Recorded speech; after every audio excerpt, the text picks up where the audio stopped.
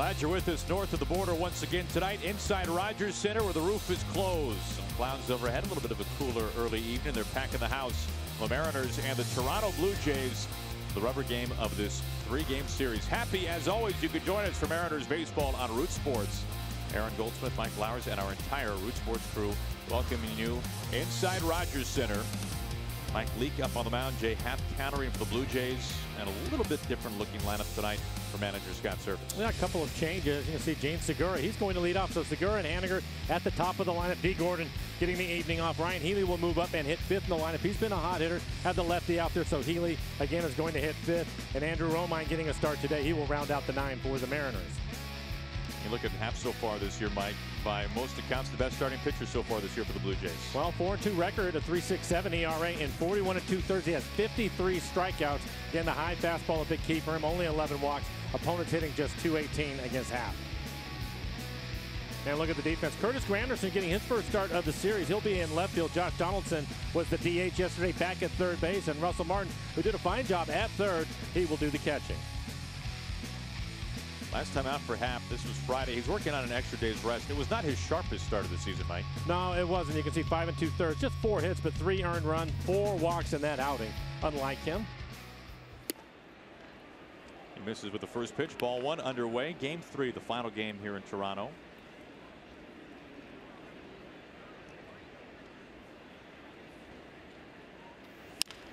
Second pitch of the ball game finds left field. Segura right away on base. Leadoff single. And for Segura, he was able to get a fastball down in the strike zone. 91 miles an hour out over the plate. Finds a hole on the left side, so a good start for the Mariners.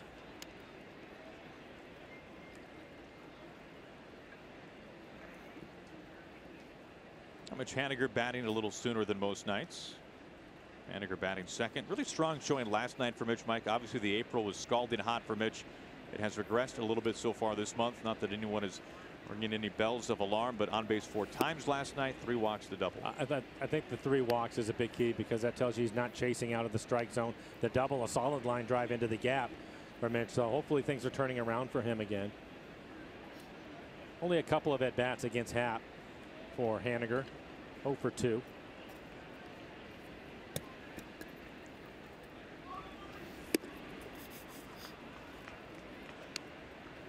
Jay Happ threw against the Mariners last year in a start. Went 6 innings, did not allow a run. He is leading the Blue Jays starters in innings and ERA. Has struck out more batters than any other Blue Jays starter, while at the same time walking the fewest number of hitters. It's a strike over just above the knees, 2-1. We talked a lot about his fastball. Again, opponents hitting just .218 against his fastball, but his slider has been an excellent pitch for him. Typically down out of the strike zone. Opponents hitting .118 off of the slider. Well, at least he doesn't throw his fastball much. Throws it a lot. Over 70% this year. And when he's behind in the count, it jumps up to 81%. So you have a pretty good idea what he's going to try to do if you can get ahead of him. I'll be interested to see, Mike, get your thoughts as this game goes along. You think about a left-hander throwing 92, which in today's era, that is not exactly overpowering velocity, but for a guy to be able to throw it that much, nearly 3/4 of the time, and have that low of an opposing average against it, he must be doing something right with it. Well, he probably hides it a little bit so you don't see it right away, but I think more than anything, we mentioned it in the open about spin rate. That's something Scott Servais has talked about with him, especially at the top of the strike zone, as you see Cano, who's waiting on deck. But a lot of life on his fastball up in the zone. Segura aboard after the leadoff single. The 3-2 to Haniger. Strike 3 call. Mitch thinking he took ball 4. Very borderline pitch, as you can see.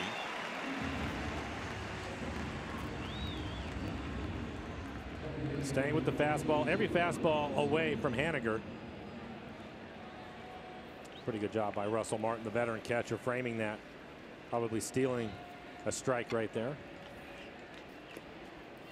Jeff Kellogg is our home plate umpire, one of the more tenured umps in the league. 5 times he's worked the World Series. 1 out, 1 on. Here's Robbie.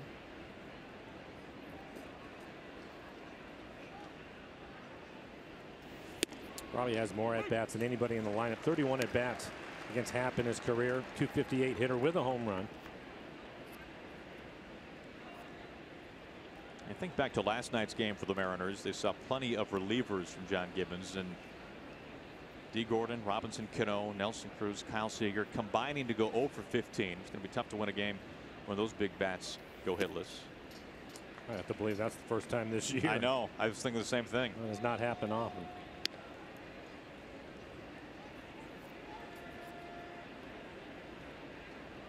It was a big 8th inning last night for the Blue Jays.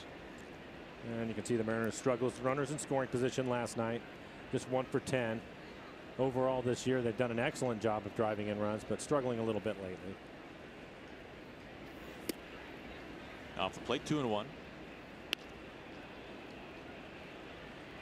Kind of an interesting trend lately for the Mariners. After they had won 3 in a row, they've now alternated wins and losses over the last week.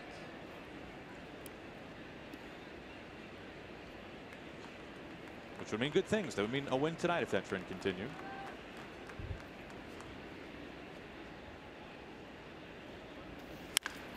Hard hit grounder finds right field. It pushes Segura into second base. A couple of ground ball singles here in the first inning. The Mariners have 2 on with a 1 out. Good aggressive swing from Robbie on a fastball. Again, down in the zone. This fastball's down in the zone is a little bit easier to handle. A couple of base hits on the low fastball here in the first inning. You mentioned the back and forth, Aaron, with the Mariners, win-loss, that kind of thing. You can look right at the offense, I think. When the Mariners score more than 4 runs, they've been a terrific team, 17-4 overall. And lately, it seems the offense is there one night and not there the next night. So hopefully they can get on a good run again. First pitch to Cruz. Upper inside corner, strike 1. Well, Nelson hitting .455 against Happ, but has yet to hit a home run. Maybe tonight will be the night. Can't imagine Cruz hitting over .450 against anyone without a homer. Pilar coming in, calling off Granderson. 2 outs. Segura back to second, Cano back to first. That brings up Ryan Healy.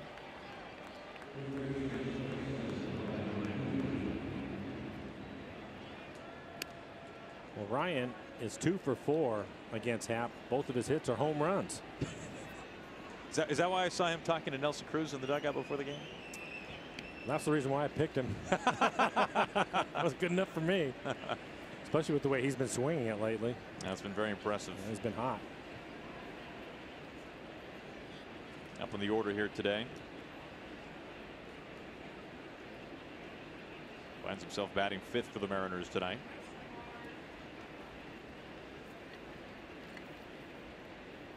Two on, 2 out, top of the first.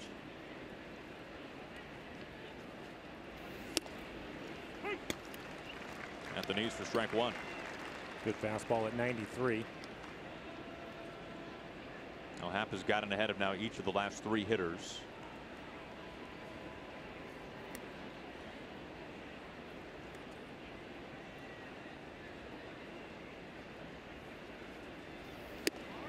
Jackknifes him. 1-1. Now you remember Happ during his time in a Mariners uniform. That was back in 2015. Made 20 starts for the Mariners. An ERA over 4.5. He was traded at the deadline to Pittsburgh and just took off with the Pirates. 11 starts, a 1.85 earned run average entering free agency. That really paid off for him.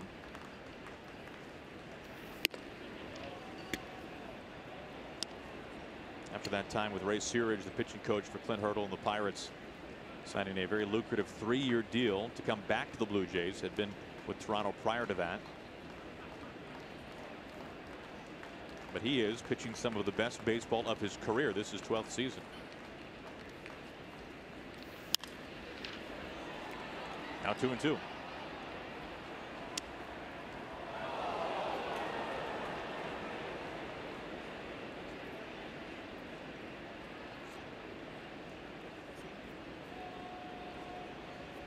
In fact, you look at the strikeout rate for Happ this year. His strikeout per 9 would be a career best. Now, obviously, a long way to go. Only 7 starts into it, but 53 strikeouts to roughly 42 innings pitched.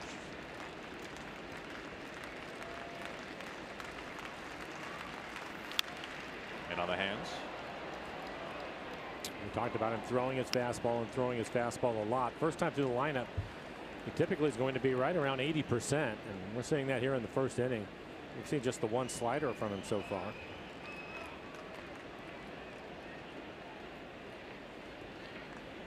Segura at second. He reached on a single. Same story for Cano at first base.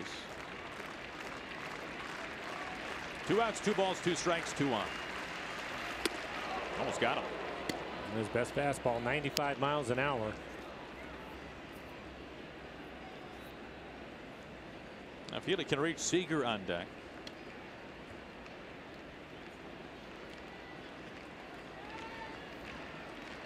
Now 20 pitches for Happ here in the first inning.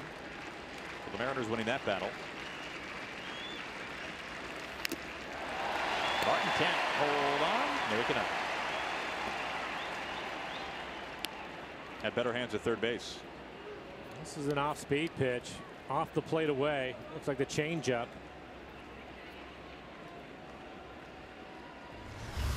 Did you believe how good he was at third base last night, Mike? Really, no, I could not believe it. He made every play, including a barehanded play. But a Gold Glove catcher as well. Mariners have him loaded.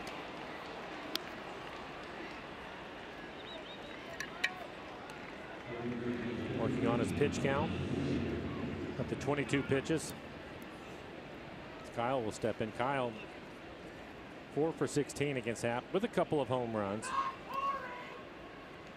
The last few years we've talked about this a number of times. No left-handed hitter has been better hitting home runs against left-handed pitching than Kyle Seager. Gets a chance for another one here with the bags packed and 2 outs.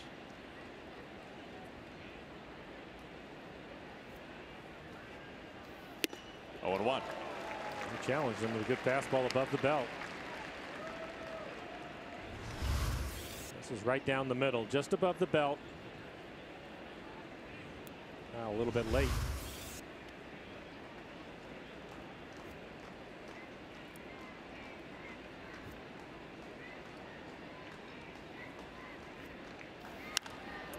Oh, and 2. Had a chance to talk to Kyle briefly today. He was really in some pain last night. We saw him hit by a pitch that hit his wrist and then hit his chest. And he said the chest is what wore the brunt of it. I mean, he said, I was mad. I said, I don't blame him. I could tell. Yes. I said it. I've never seen him that upset before. Yeah. Seager behind. Up top.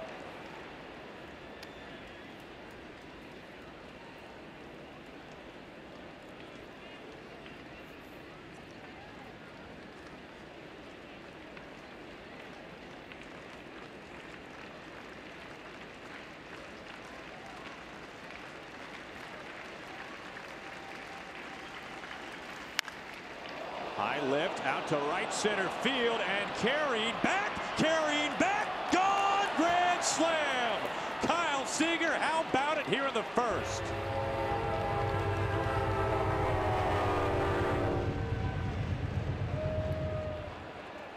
The first left-handed hitter to take Happ deep this year. It is Kyle Seager, no surprise, and it comes with the bags juiced.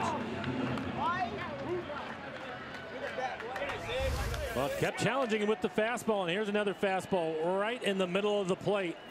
And Kyle, he knows it right away, barrels it up. Great look right there. You can see him catch the fastball out in front. Well, you were hoping after Happ had thrown all these pitches that you could get a run or two against him, but to cash all 4 of them in right there against a pitcher that has really pitched well, that's a great start. 0-2 on Mike now. Our Primero Supermo in the swing by Kyle. 4-seam fastball right down the middle.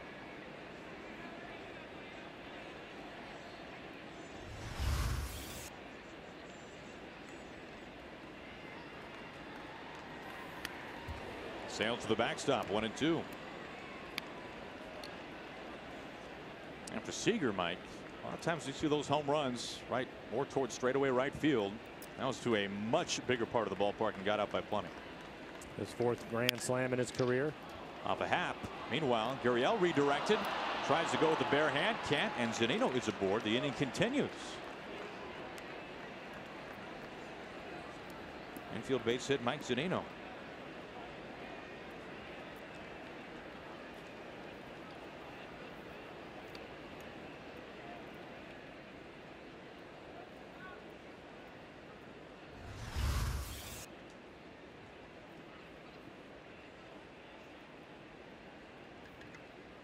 The pitch prior to the infield base hit. That'll wake the camera up a little bit. Meanwhile, a early visit by Pete Walker, the pitching coach. Head him back to the dugout. For Happ, 30 pitches, 18 strikes, the majority of them with the fastball.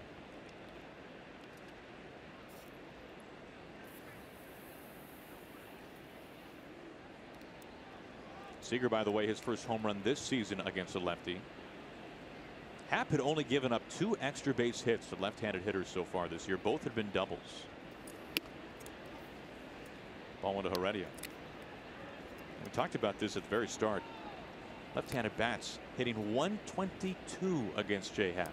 And the 2 lefties in the lineup pick up base hits. Cano with the base hit to right, and Kyle with the grand slam. 1-1 to Guillermo. Tell you what, not to be overlooked. Obviously, Seager doing the damage, but a big plate appearance. Healy with that walk, fouling off a couple of pitches with 2 strikes. Working on his pitch count too. For Happ now, 32 pitches.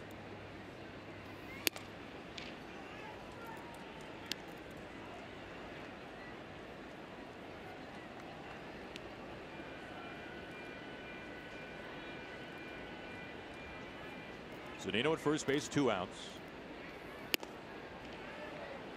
Off the plate again, 3-1 now.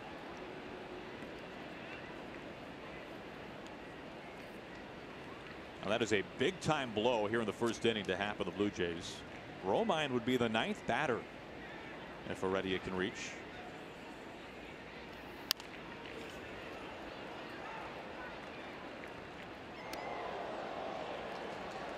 Now the one thing that Happ has done better than really any other Blue Jay starter, he has been able to give John Gibbons some length. That is in jeopardy now with 35 pitches here in the first inning.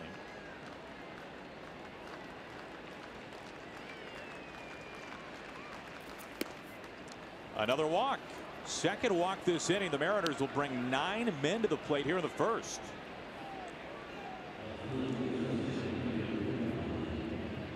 You mentioned his struggles in his last outing against Tampa Bay. He had 4 walks. And gave up a home run.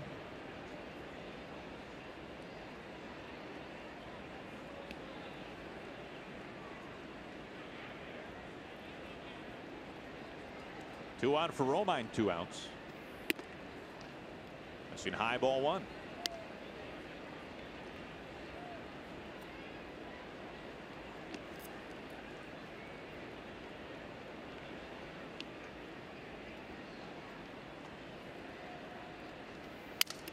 Breaks his bat. Happ watches out. Dodges that bullet. A lob to Smoke to end the inning. A taxing first. Kyle Seager's 5th homer is a grand slam.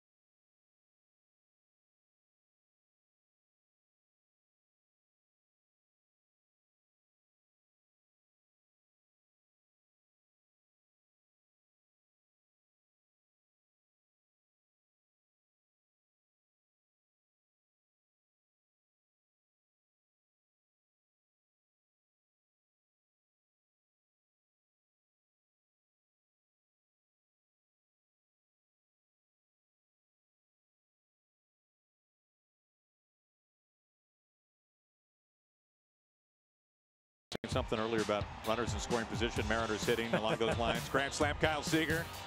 Good start for the Mariners. To get a turnaround quickly, right? Hey, look, Granderson will lead it off. He will. His first start in the series for the veteran, hitting .284 overall. A couple of Mariners in the lineup. Former Mariners. Justin Smoke will hit 5th in the lineup. Henderson Morales, the DH, will hit 8th.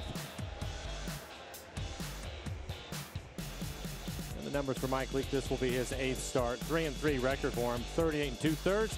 26 strikeouts, 15 walks. Opponents hitting .299. For Mike, fastball, slider, cutter, curve, changeup.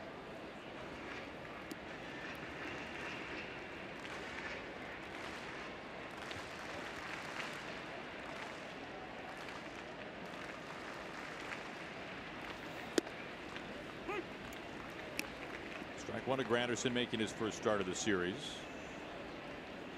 Many years with the Tigers, then on to the Yankees. Brief stay with the Mets as well. Into the shift. There's Robbie off the turf for out number 1. We'll take a look at the defense this evening. Andrew Romine will get the start in left field. So Guillermo Heredia, he will get the start in center. Again, D. Gordon getting a night off. So Heredia in charge of the outfield. Mike Zunino will do the catching. Ran into one of our favorites, Buck Martinez, TV voice of the Blue Jays. Yep. Pat Tabler as well. Their analyst, and when we were crossing each other on the stairs, Tabler said, "Man, that Heredia's got an arm on him." Yes, he does. Night. They were pretty impressed. Strike one to Donaldson. We were talking about it at the time. If throw is just 1 foot more or less up the line, Heredia is looking at 4 assists a night ago. I'm surprised that would have been a record for a Mariners outfielder. We talk all the time about his glove. Got to see his arm on full display last night as well. Slides deep out to right field. Haniger having to chase after it. And this bounces off the very top of the wall. Either way, Donaldson in at second. 1-out double.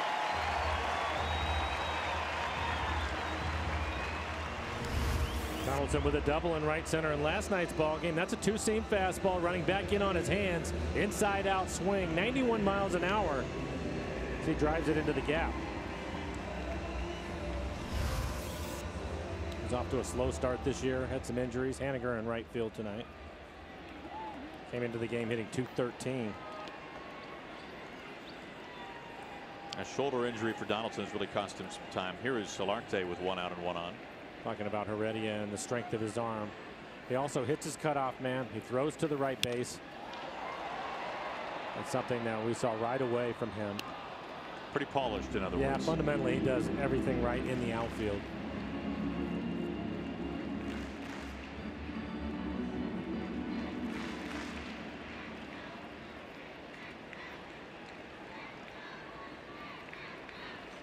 Robbie playing deep for Solarte. It's a switch hitter. 0-2. For Mike Leake, primarily it will be his 2-seam fastball and a cutter. Slider, changeup. For the most part on the off-speed pitches. His fastball right around 89 miles an hour.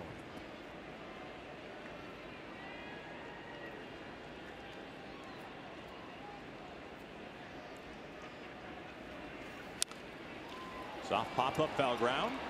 Seager, Zunino, full steam ahead. Hey, how about that basket catch? Now Seager's doing everything. There's that number 2. It's already been a great night for Kyle, and we're in the first inning. Oh, this sliding catch. No problem at all.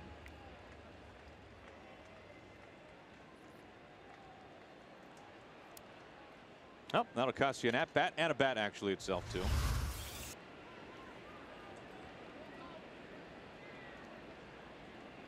Two outs, Donaldson at second. Here is Tasker Hernandez. It's away from Zunino. Donaldson easily taken third.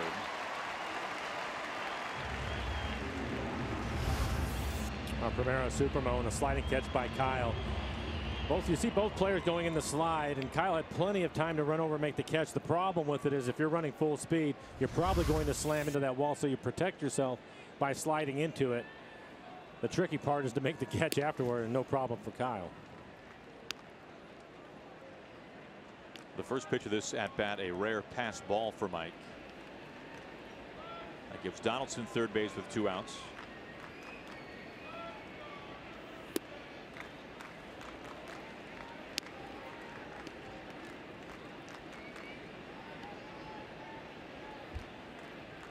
We've seen Hernandez at the top of the order, 3 hits last night. In fact, he fell a triple shy of the cycle.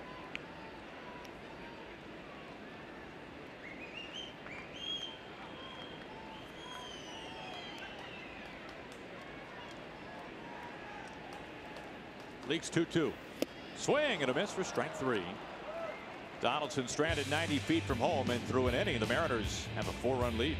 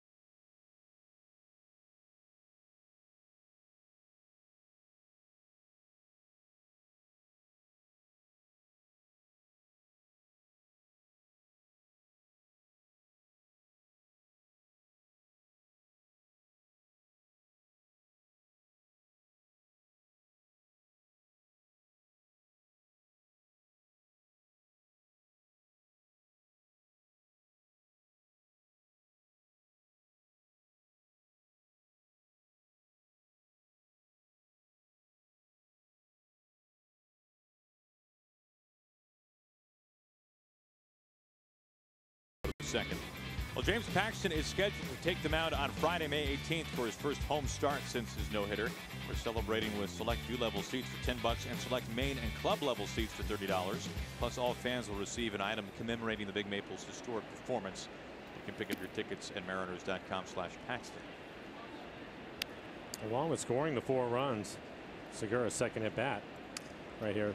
Mariners getting half to throw 38 pitches in the first.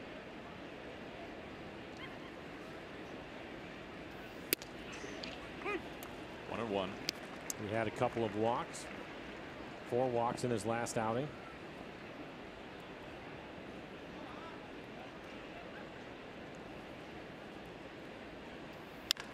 Pulled past Donaldson into left field. 2 for 2, Gene Segura.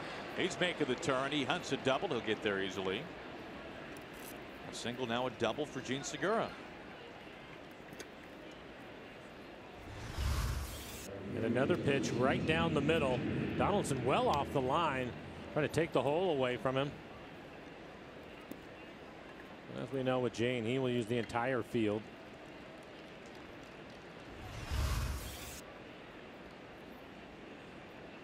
Most teams just play him straight up. I don't think you have much choice. Leadoff man in scoring position. Here's Mitch Haniger. Haniger struck out looking on what was a very borderline pitch his first time up. You're right about that. That could have been 3 walks in the inning. You're right.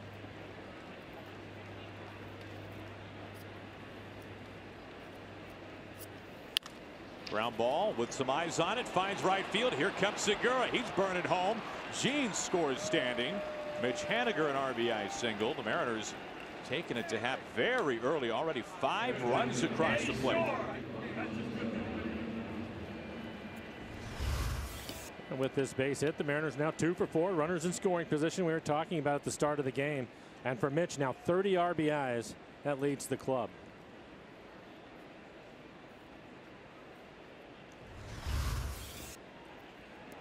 And we should start talking about their struggles with runners in scoring position more often, Mike. Well, we mentioned it's only been for about the last week or so. Overall, came into the game hitting .270, which was 4th best in the American League. So let's put struggles in perspective, in other words. First pitch strike to Cano. Robbie with a base hit his first time up, had a base hit through the hole on the right side of the infield. Got a fastball that he could handle.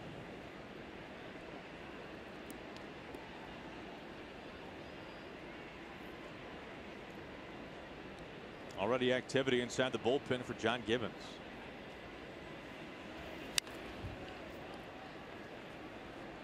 Jake Petrichka getting loose.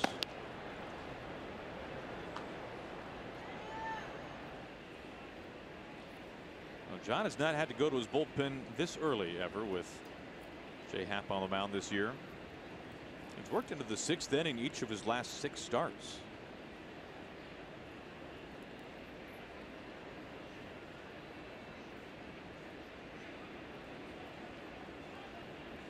This is already the highest run total he's allowed this year.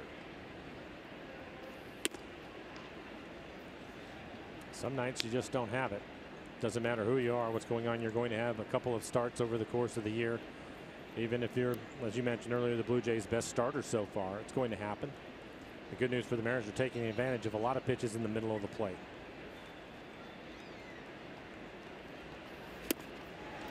Chasing Robbie. Went after the pitch on the lower outside corner. Strikeout number 2 for Happ.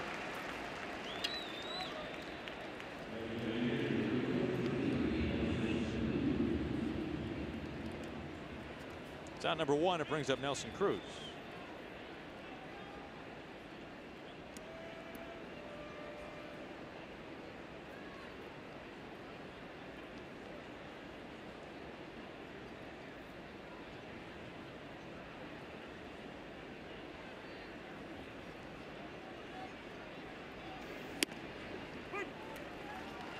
Called strike 1 to Cruz.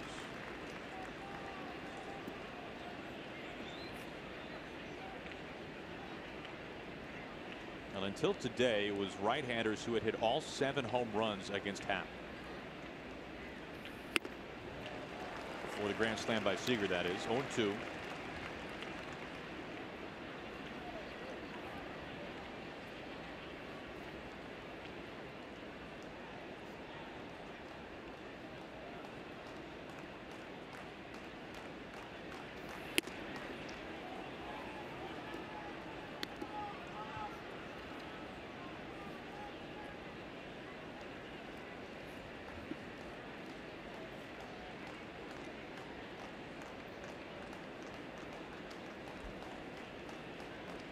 Here comes the 1-2. Hard hit to Donaldson to a knee. The second on to first in time. Double play ends the inning. Mariners grab another run though through 1.5. It's 5-0 Mariners.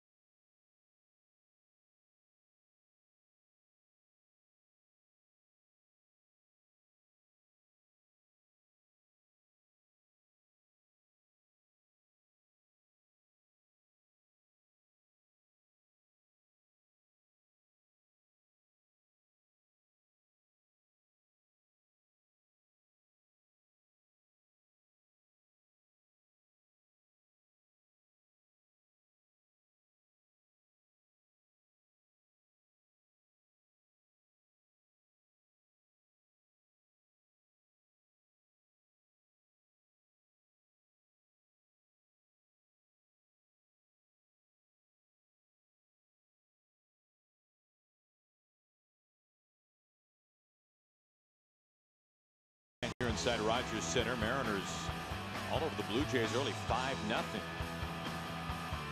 nice run support for Mike Leake, making his 8th start of the season. He'll face former Mariner Justin Smoke.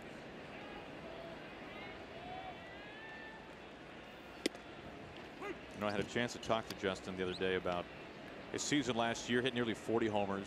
Career year, obviously. Was an all-star for the first time, which is, goes without saying, such a special honor.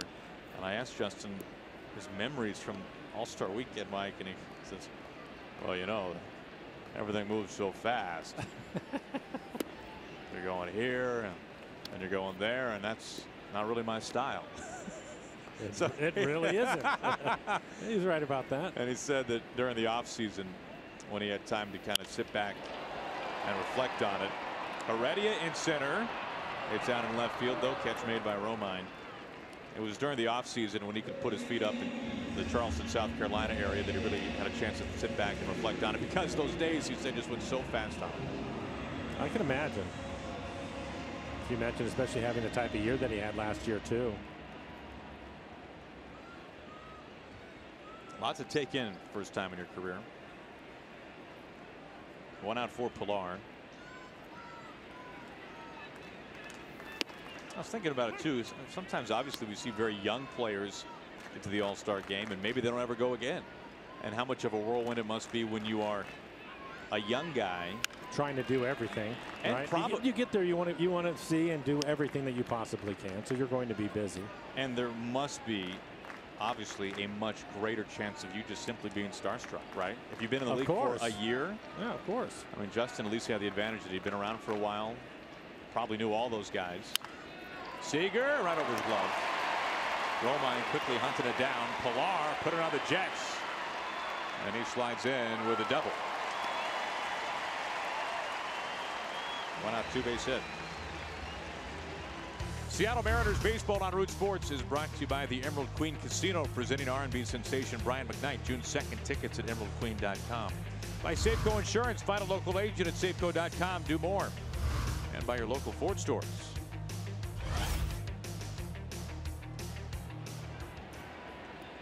One out, one on for Russell Martin.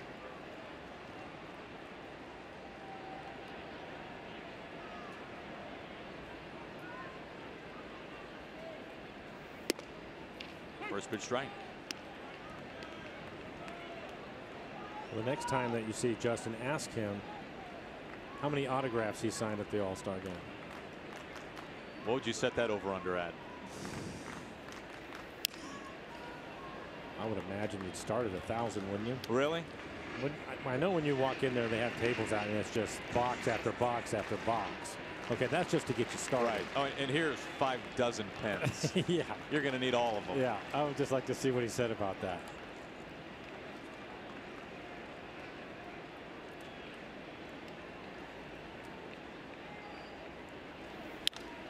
Clubbed out to Romine. Left field. Romine to the wall and gone.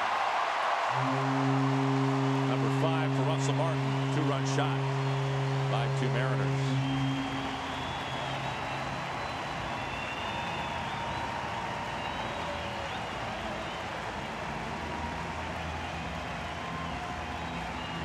And for Mike, it's going to be a breaking ball and in an 0-2 count. I think he wanted us either down out of the strike zone or off the plate away, trying to get him to chase it. That is his slider.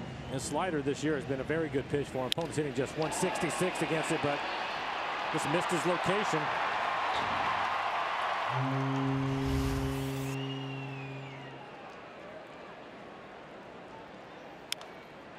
Andres Morales fouls off the first pitch.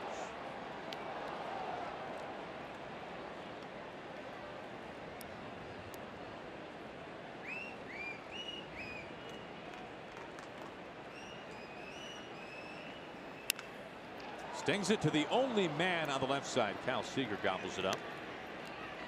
2 outs. 2 outs, nobody on. We'll bring up Gurriel. Take a 9-inning lunch break and enjoy blue skies, green grass, and Mariners baseball at Safeco Field. The boys in blue square off with the Rangers on a Wednesday at 12:40. Head on over to Mariners.com to reserve your seat.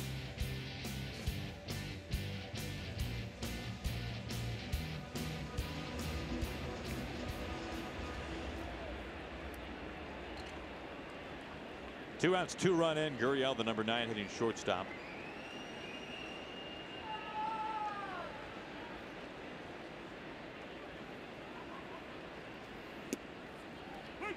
League starts him off with strike 1.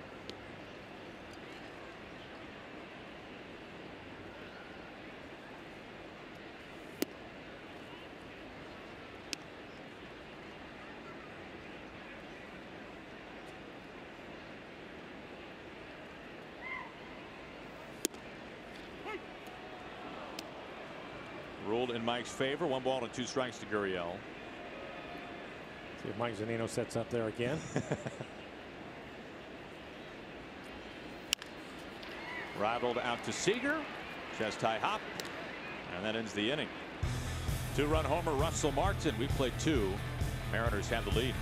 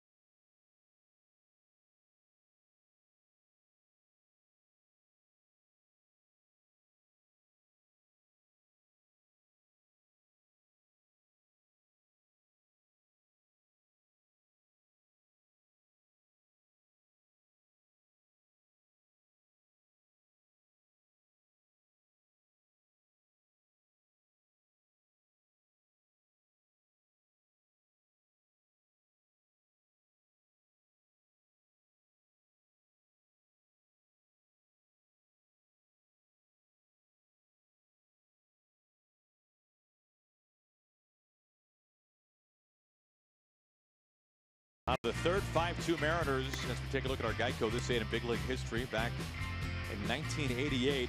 How about Mark Langston striking out a team record 16 facing the Blue Jays? Well, Langston, one of our absolute favorites now on radio for the Angels. Look at the numbers, Mike, that he posted up. 200 plus. Oh boy, here's a shot. This is smoked out to left field and way gone. Wasted no time. Ryan Healy, number 6. It's the second homer against Happ. They are just tattooing the Blue Jays starter.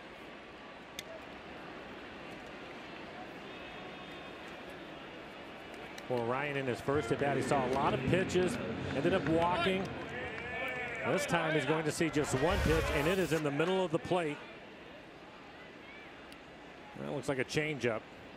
88 miles an hour. So in the last 13 games for Ryan, he has now hit 6 home runs. This left a dent, didn't it? Yes, it did. Nothing cheap about that. So Seager, who last time came up with the bases loaded, hit a grand slam. Bats here with the bases empty.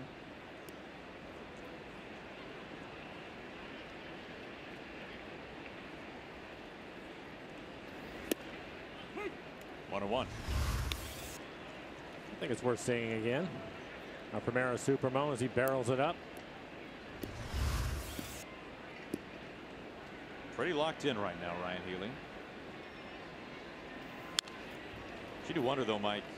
There's not much to wonder about. Had Langston not been traded, yeah, he ended up spending had an all-star season in '87 with the Mariners, 6 years in total. He would have been a Mariners Hall of Famer for sure. Well, it seemed that he was always up there as far as strikeout numbers go. Pilar charges this in center, picking up some speed, and he makes the catch. And I think for Langston, he would fit perfect in today's game. Oh, yeah, why is that? Because he had the really good curveball, and he had a fastball that he would throw at the top of the strike zone.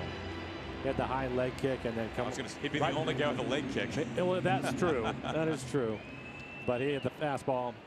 That was going to be 94, 95, right at the top of the zone, and then the great curveball. Some colossal strikeout numbers. In fact, you look at it, his first 4 seasons, Mike, Langston led the league in strikeouts 3 times. Yeah. Here's Zunino. Makes this foul. Of course, overall had a terrific career. 16 seasons, a 4-time All-Star. Grateful we can see him so often with the Angels. Yep.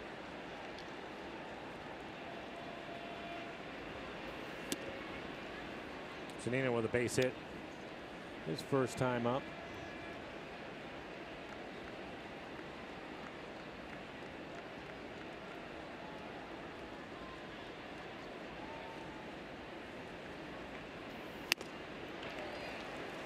And it was Langston, Mike, who was the starting pitcher, the opposing starting pitcher, in what I would have to assume is one of the most memorable games of your career.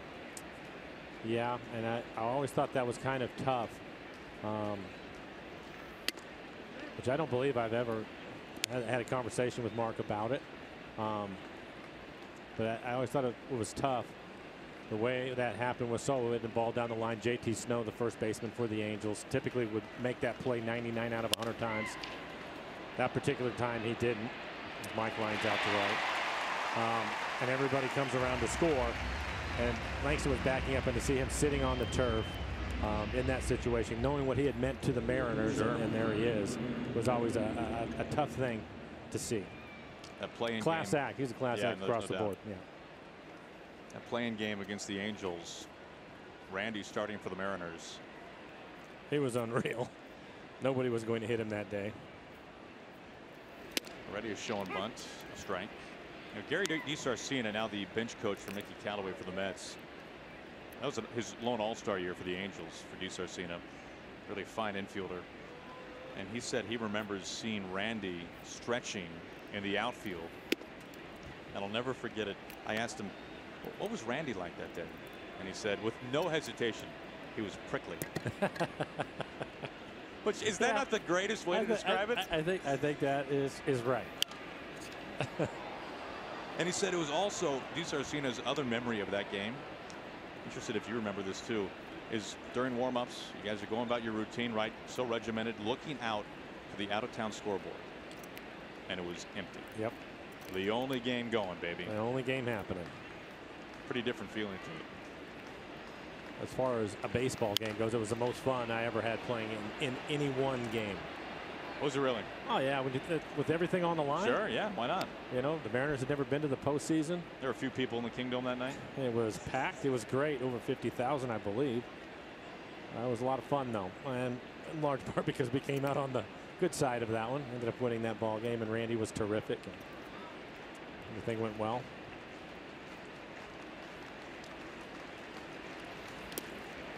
We have the old tapes of the radio broadcast from that game, which of course we hear the highlights, right? But it's so much fun to hear just the whole innings.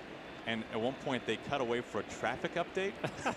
And the guy doing the traffic goes, well, there's no worries. Nobody's on the road today. Full count. Close pitch there.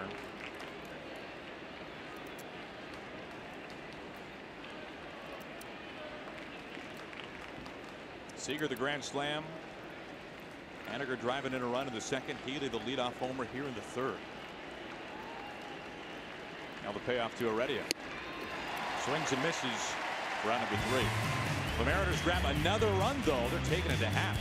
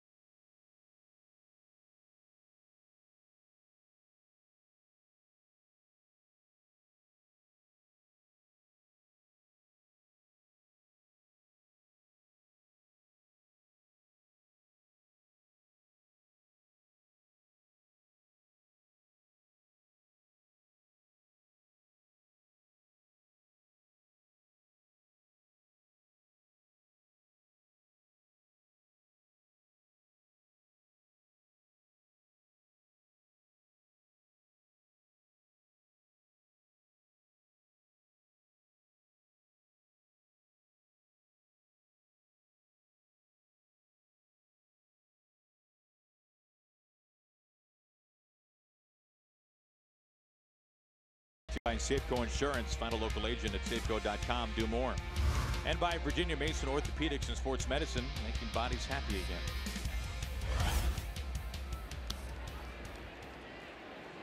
First pitch strike comes home to Granderson. Ahead 0-2.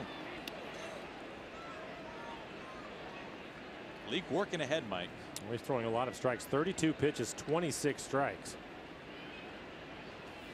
It's a good two-seamer. Just missing with that two-seam fastball. Right off the outside corner.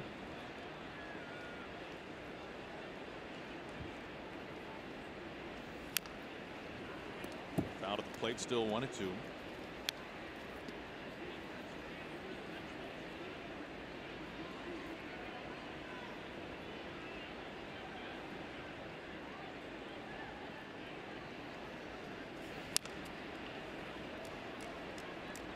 Granderson had one of the more bizarre seasons a couple of years ago when he was with the Mets. 30 homers. He drove in 59 runs. Almost gets him. I would say that is hard to do. Although he is a leadoff hitter. I wonder how many of those started a game. A lot of solo blasts. A lot of solo home runs, obviously. See Mike with a lot of first pitch strikes working ahead. His second strikeout. Take a look at our CenturyLink What's Next. Mariners begin a 3-game series tomorrow at Comerica Park against the Tigers. These are some really interesting and local pitching matchups, by the way. Gonzalez, Felix, and then Paxton tomorrow, Saturday and Sunday. And a couple of guys with some Northwest roots. Matthew Boyd with the high school in Sammamish. Eastside Catholic, then on to Corvallis and Oregon State. Of course, Fulmer, a great resume over the course of his young career. And Blaine Hardy will be making his first ever big league start. Born in Seattle. Edmonds Woodway High School. Jordan Zimmerman on the disabled list, so Hardy thrust into the rotation.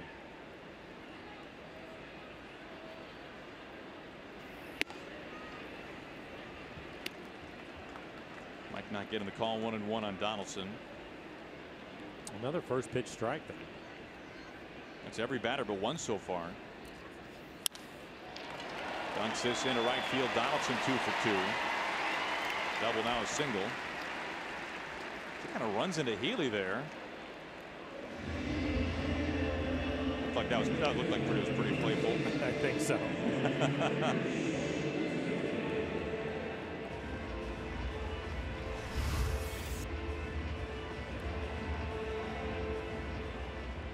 Yeah. I don't think Ryan was amused at first. I don't think Healy knew it was playful at first.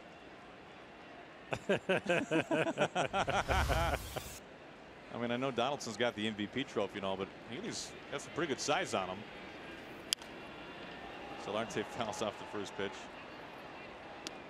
I mean, not that Donaldson's ever been known to start anything like that. Wonder if they crossed paths when they were with the A's. That's a good question. I mean, spring training. Well, that's what I mean. When Ryan was obviously a much younger player. Right.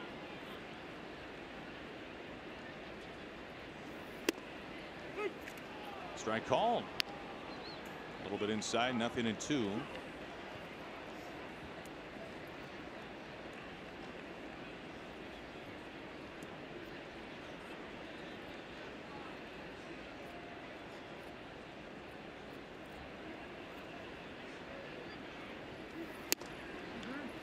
Back there again. Why not? Granderson led off the game 7 times that year with a home run. What? Yes. 7 leadoff homers? Yes. Mike, you do quick research. You can thank JJ if you like. Glad he got on the right bus today. That is a plus.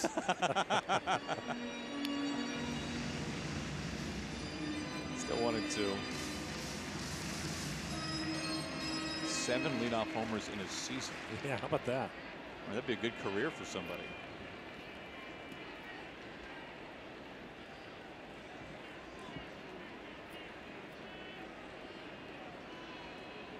One out, one on. It is wide open on the left side for the foul ball.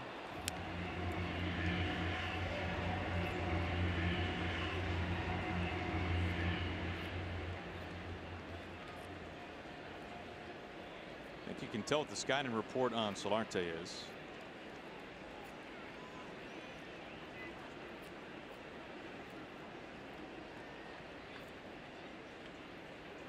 Another 1-2. And by the way, Granderson did not lead the league in leadoff home runs that year. Okay. It was with the Mets, right? With Granderson? It was with the Mets, yes. Oh, Charlie Blackmon. 10 out of his 29. The beard. Yep. He's been locked up by the Rockies for good reason. Skipping quickly, Segura, the flip. Seager turns it on to first base for the double play. And that gets a leak out of the third quickly. We go to the fourth. Mariners have the lead.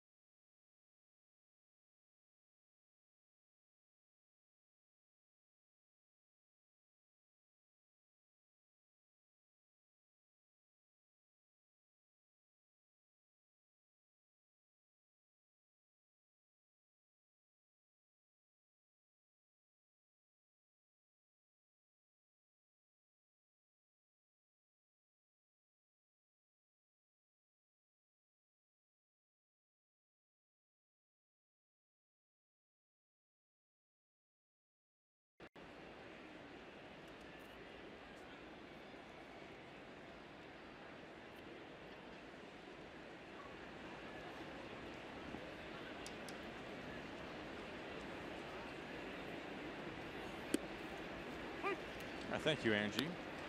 First pitch strike to Romine. 9-1-2 coming to the plate for the Mariners. They have scored in each inning so far.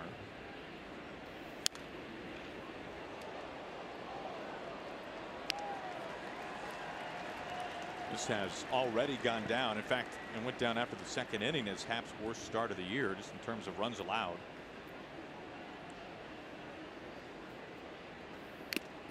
He's just getting started here in the fourth, and he's already thrown 71 pitches in the game. We talk about this great run of pitching the Mariners have seen. It kind of, you can start, maybe it goes back now a while at this point, but Shamanaya, Mariners saw him before he spun his no-hitter against the Red Sox. Of course, the Mariners saw every arm but Verlander for the Astros after that. That was not easy. On the last homestand, Richards and Skaggs, Ohtani. Kluber a couple of times. Carrasco. I mean, Hap isn't as much of a household name in terms of a frontline starter. But you look at the numbers he's posted so far this year through 7 starts, and he has been his team's best starting pitcher. The Mariners have tagged him for 6 runs so far. The Mariners have beat some very good pitchers this year. Up the middle and into center field. Romine aboard, a leadoff single.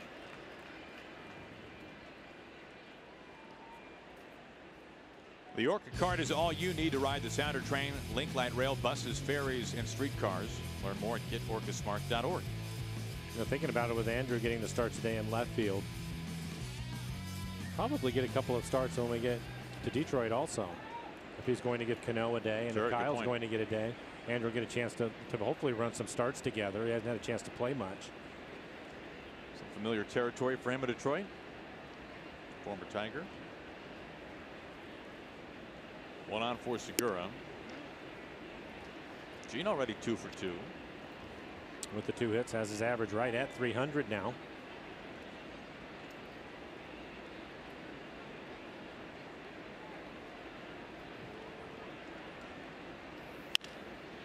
Into left field, 3 for 3, Gene Segura.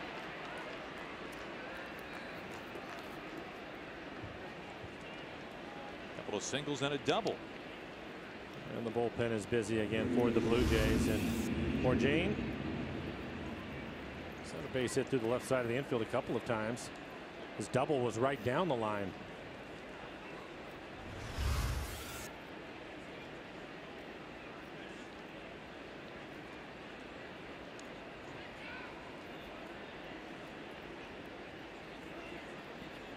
Martin back behind home. Haniger due up. 2 on, nobody out. Segura came into the game hitting .333 against lefties.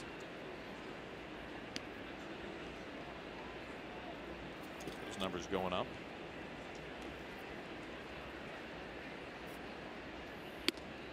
Tries to check the swing. Strike 1. Hitch had a base hit, picked up an RBI. To add to his team leading 30 RBIs now.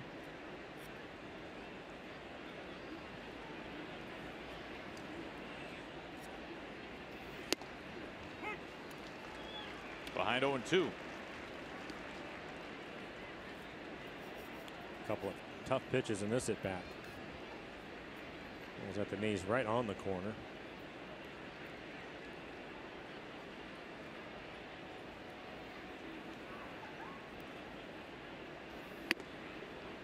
Inside.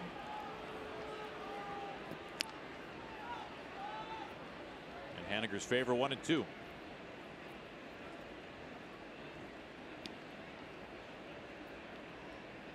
Well, the Hap does not appear long for this game. First 2 men reaching, nobody out. Next pitch, number 80 coming up.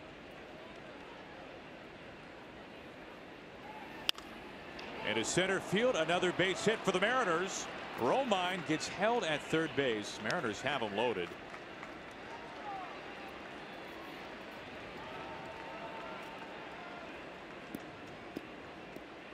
Still nobody out.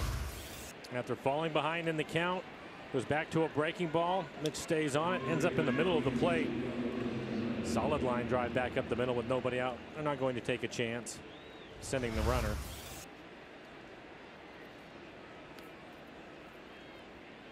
Give Robbie a chance to drive in some runs. The Mariners are 3 for 5 runners in scoring position.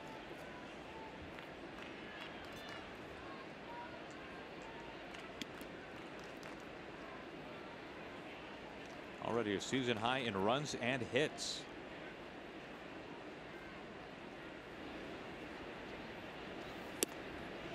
Ball 1 to Cano.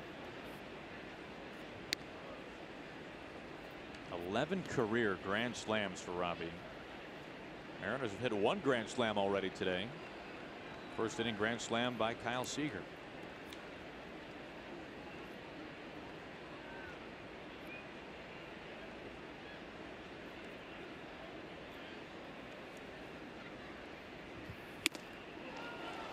He was going after it 1-1. Yeah, he tried to hit number 12. High fastball, probably out of the zone. We haven't seen that much from Robbie. He typically stays right in the strike zone, but that one was a little bit too high.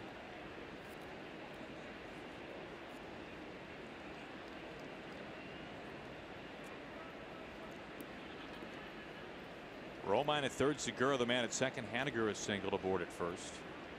Nobody out, bases loaded.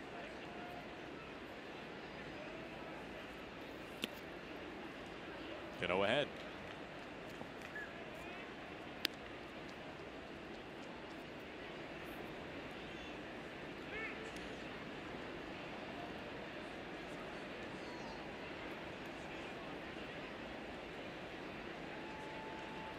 Obviously, nobody knows better than John Gibbons. He knows his own guys. A little surprised that he's allowed Happ to get this deep into the 4th inning. He's in a ton of trouble. Robbie out to left field. Granderson angling back near the track with 2 hands, makes the catch. Romine easily scoring from third base. Play at third. Safe at third base. Segura is there. Romine is the 7th man to cross home. Sacrifice fly, Robinson Cano. Strong throw into third. Segura able to move up for Cano, his 20th RBI on the year. And that's going to be it for Happ. Well, here's Gibbons, who's had the bullpen stirring for a while now. The Mariners deal Happ by far his worst start of the season. 7-2 here in the 4th.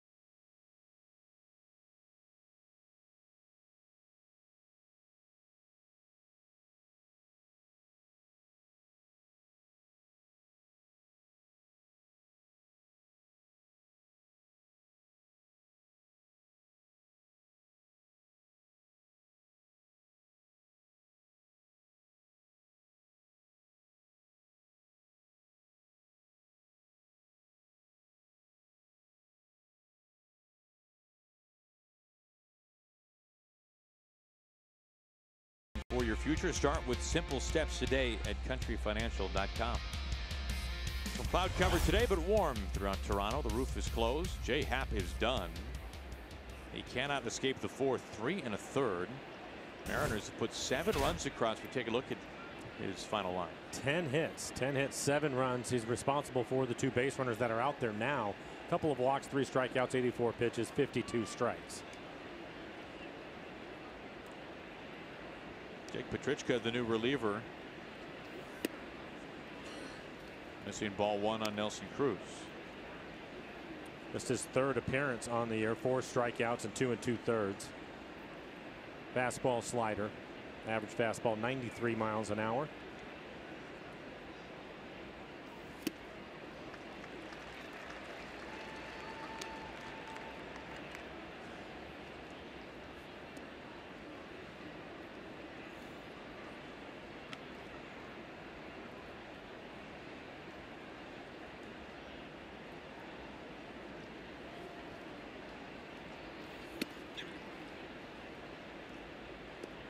Nelly ahead 2-1. Well, the Mariners have scored in each of the first 4 innings in this game. And a chance for even more. Haniger at first base, Segura at third.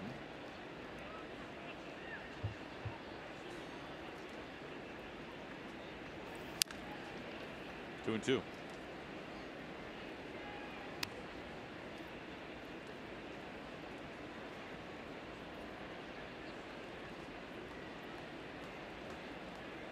Happ coming off a poor start by his standards this year. 5 2/3 against Tampa Bay, but not nearly as poor as what he put together today. Mariners really getting to him.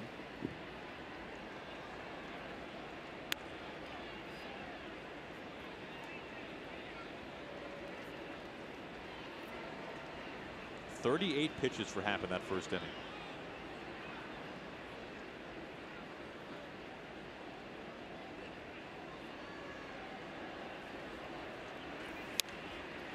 Still 2 and 2.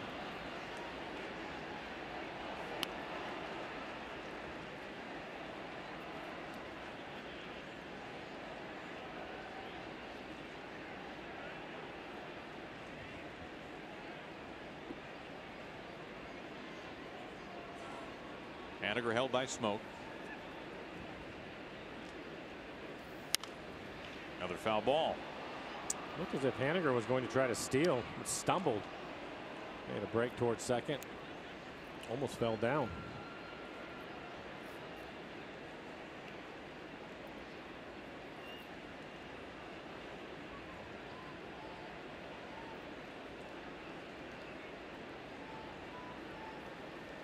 There he goes. Pitch outside. Martin can't hold on to it. Haniger into second base. His third steal of the year. Well, didn't slip that time. Runs on a breaking ball in the dirt. An easy steal for him. Takes the double play out of the equation. Just one out.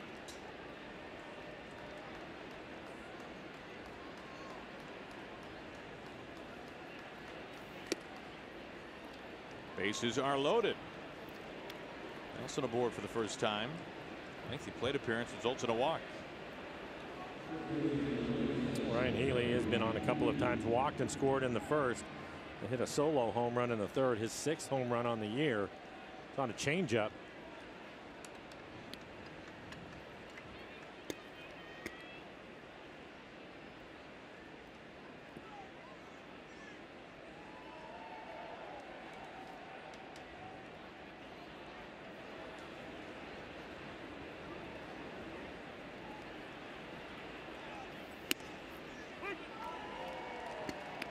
The Mariners have had about a week's worth of bases loaded opportunities tonight, and we haven't even played a full 4 innings.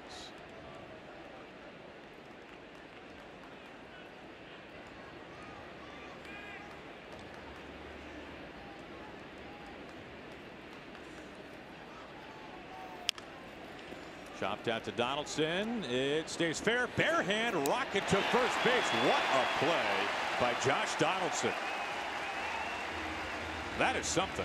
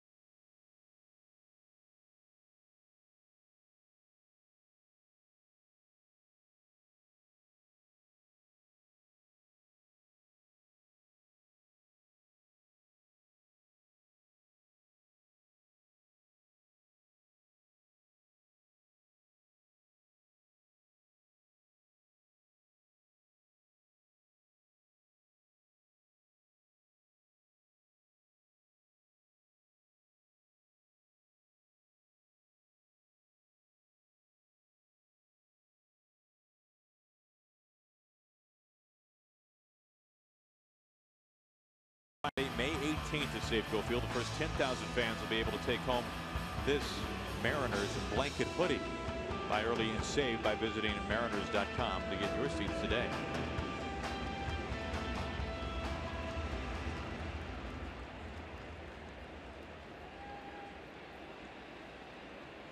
Middle third of the lineup, 2 up here for the Blue Jays to face Mike Lee.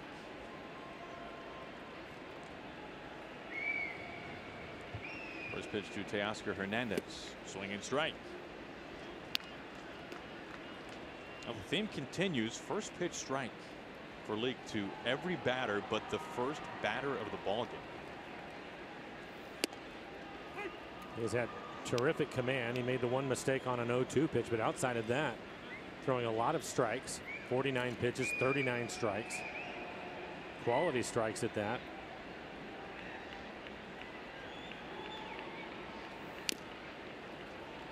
Zunino can't hold on. Still 0-2.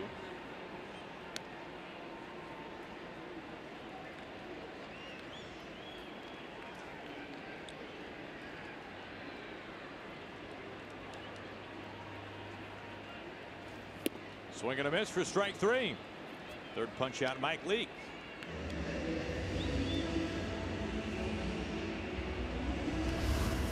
Off speed pitch, 85 miles an hour. That's a changeup. Bottom falls out of it. Gets him to chase it.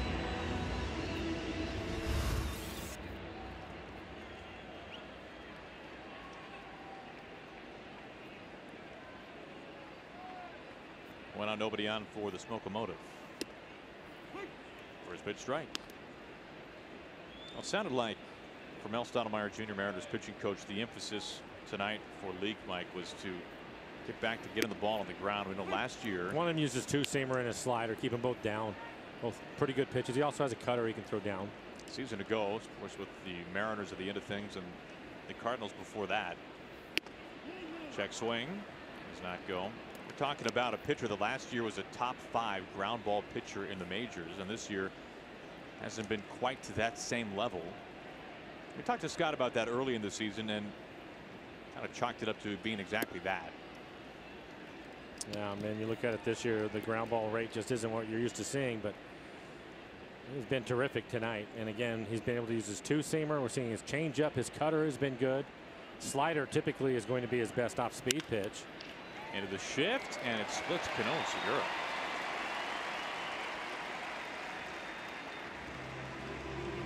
One out, one on.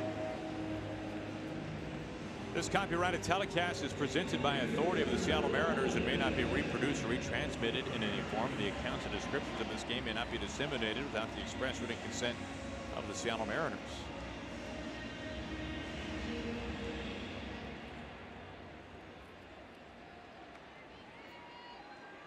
One down, Smoke at first base for Pilar. A double and a run scored.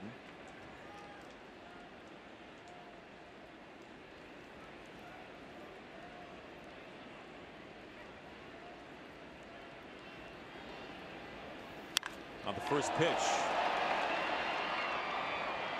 Got into it, but foul.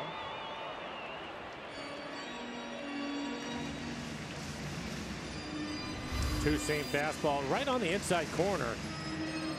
He hit his spot. Pilar out in front of it.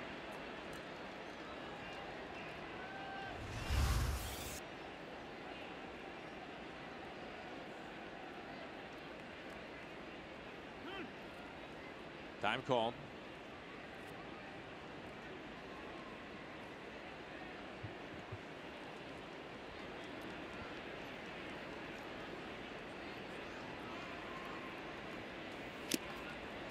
Oh, 2. Getting Pilar to chase. Now, Pilar had a monster series against the Mariners here in Toronto last year. 7 for 14. Walk-off home run in the 9th inning in the final game of that 4-game series a year ago.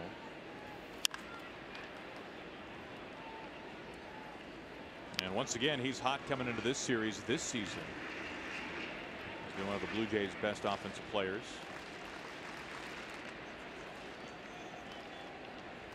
Has doubled in the second, his 16th. Right there among the most of the majors. Breaks his bat right to Leake. On a Cano. Easy over to first base. Double play. We've seen a couple of those now. And into the 3rd. It does the same here in the 4th.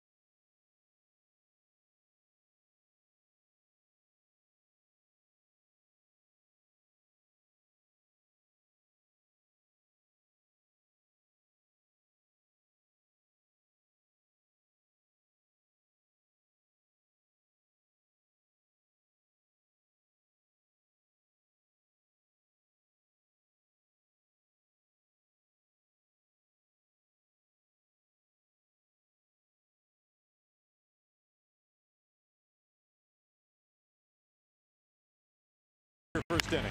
How about Kyle Seager? His 4th grand slam out to right center field. Kyle now with 20 RBIs. He's also made a couple of nice defensive plays. He leads it off in the 5th for the Mariners, 7-2. Mariners have scored in each of the first 4 innings. With the grand slam, Kyle now with 5 home runs and 20 RBIs.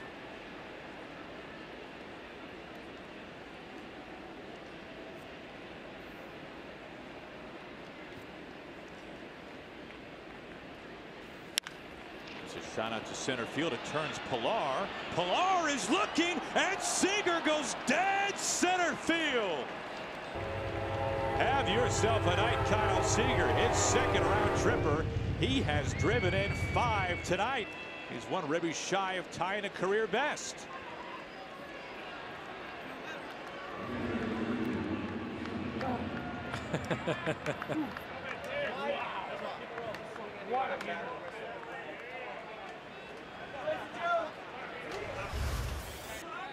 And a aggressive swing on a fastball, 2-seamer, middle away to dead center for Kyle.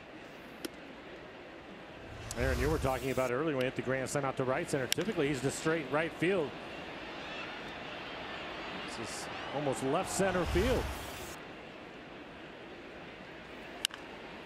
Mike rolls over that foul. Mara Supermo, you can see the 2-seam fastball, and he stays on it.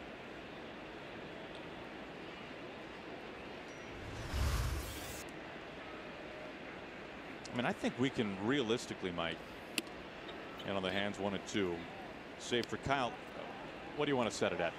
Maybe 5 home runs in his career out to center field? Less than that? I would say that's probably, I mean, in the range? Yeah, within a few, yeah. And that was blasted. Well, that's one of the things we were talking about earlier in the year with Kyle, and a couple of changes that he made, most notably that little bit of a hitch. And Kyle basically put that into his game because he wanted to be able to drive the ball the other way into center field, and we've seen that a few times now this year. 3 home runs tonight for the Mariners, 2 of them by Seager.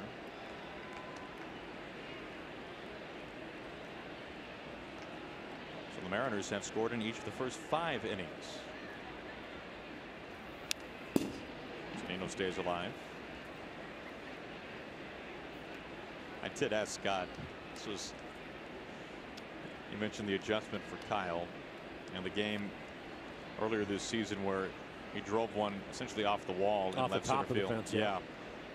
A ball that we just, in recent years, that had been more of a lazy fly ball out for Kyle as opposed to banging off the wall, nearly getting out. And I asked Scott, hey Scott, I'm trying to be professional here, Mike. Hey Scott, what are the adjustments exactly that you've seen from Kyle that's allowed him to do that? And he just said, what day of the week we talking about? Kyle, as I think most Mariners fans know by now, known as the guy who tinkers a little bit with his swing. He likes to make adjustments, Aaron. Scott was having some fun with that.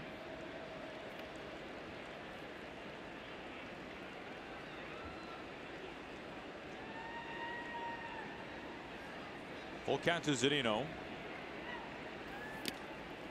And the dirt ball, 4. Home run followed by a walk. 4th walk taken by the Mariners tonight.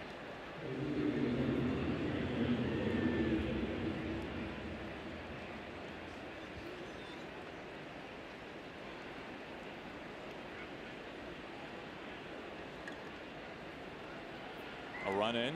Zunino aboard. Here is Heredia.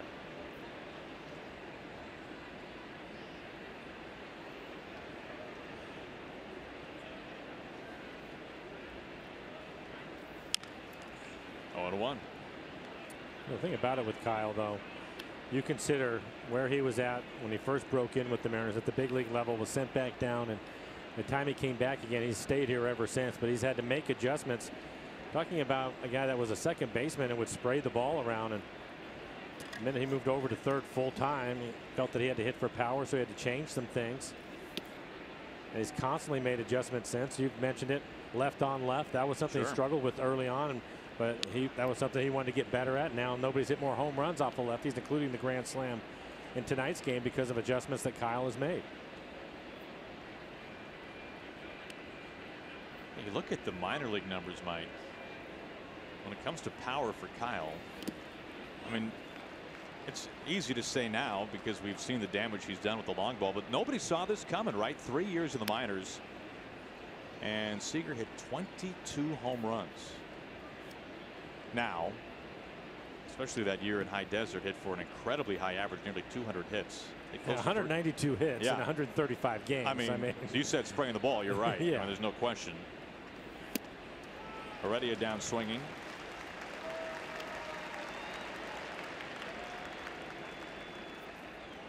One out, one on, a run in. Take a look once again as to what's coming up for the Mariners beginning tomorrow night. We'll be at Comerica Park in downtown Detroit. Marco Gonzalez up on the mound, going up against Matthew Boyd. Felix versus Fulmer. That's going to be a fantastic pitching matchup. Middle game of that series. Fulmer, an all-star last year, rookie of the year before that. 1-1 to Romine. Romine 1 for 2, scored a run. You just don't see many guys who, I mean, hit essentially 20 homers, and albeit a somewhat brief minor league career before getting the call up, who then goes on every year facing the best pitchers on the planet to hit at least 20 home runs. It's safe to say that's a little bit of a rarity. And I think it's a difficult thing. I think it would be a difficult thing to think about. Okay, I have to hit for more power, so I have to pull the ball and pull it a lot more. Petrichka with 2 hands to first base, not in time. Romine, his second hit tonight. Mariners have 2 on. Hustling all the way. But that's not an easy thing to do when you're used to using the entire field. So in other words, your whole approach, which is the right way to do things, is to let the ball travel and use the entire field. But because you want to hit for more power, now you're going to start pulling the ball more. It's not just changing your swing and getting physically stronger. It's just changing your entire approach. And that's not an easy thing to do, to still hit for an average and hit the ball out of the ballpark. And he's learned to do that, and now he wants to use more of the field as a power source. Ball went to Segura. Well, and add to that, and I think we know Kyle well enough to know by now that he's not an ego-driven guy, but hey, I'm a third-round draft pick. I played at a premier program, Chapel Hill. Was a really good college player. This is how I do things. I mean, he's willing to kind of get out of his norm a little bit and say, if this is what it's going to take, this is what I'll do. Well, he's been an all-star. He has a Gold Glove. Long-term extension. Yeah. Check all those boxes off.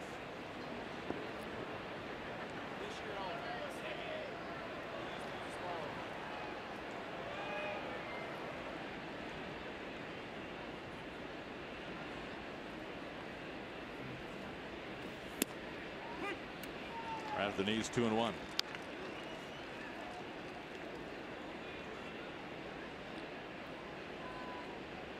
And Gene getting a chance to lead off today. Just 3 base hits for him, including a double. He's scored a couple of times. Well, the Mariners have a chance to do something, not to get too far ahead of ourselves. Well, the Mariners, it's fun. Yeah, let's go for it. We've already seen a no-hitter, right? No American League team has ever scored in all 9 innings in a game.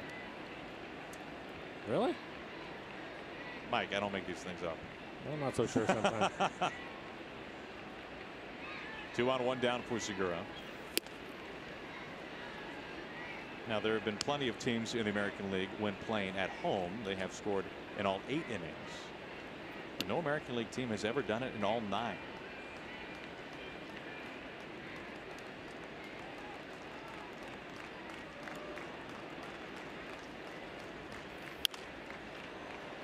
Popped up. Solarte at second base. There's out number 2. All right, so we're talking rare feats in baseball, right? Let's see how James Paxton's no-hitters in general, how rare are those compared to some of the other things that We're talking about our no-hitters, bottom of the screen. The next one will be number 300 in baseball history. So more no-hitters than up a peg hitting for his cycle. Boy, 6-hit games, very rare. Springer just recently did it. The immaculate inning, that's becoming more of a norm. Perfect game, of course, Felix the last, second from the top back in 2012. And the rarest of them all, 4 homer games. Only 18. Scooter Gennett, the last to do it. And JD Martinez, beg your pardon, the same year.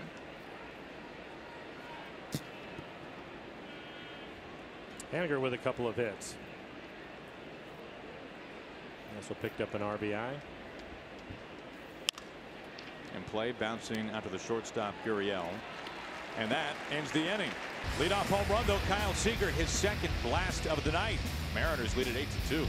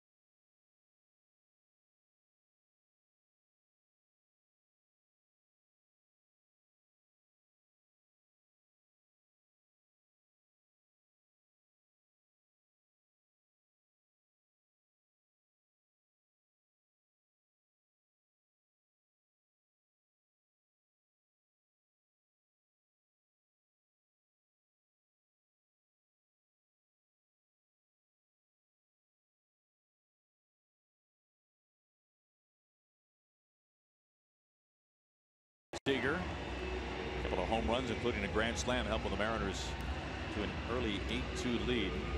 As we go to the bottom of the 5th, we'll go back to the Ford Sports Desk. We bring in Ryan Rowland-Smith.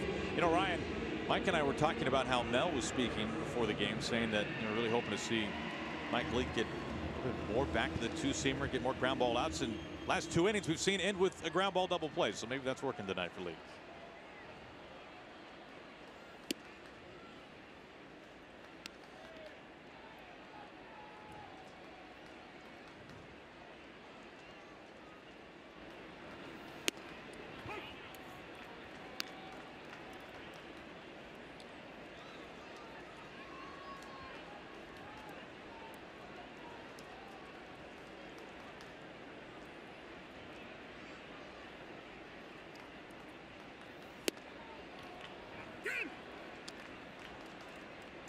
And it seems that he's also been able to locate the cutter with the two-seamer, so to the right-handers running it in on their hands and then chasing it off the outside corner. And his slider. Slider's been his best pitch this year. Opponents hitting just 156 against his slider. But to your point, Ryan, it really starts with that fastball.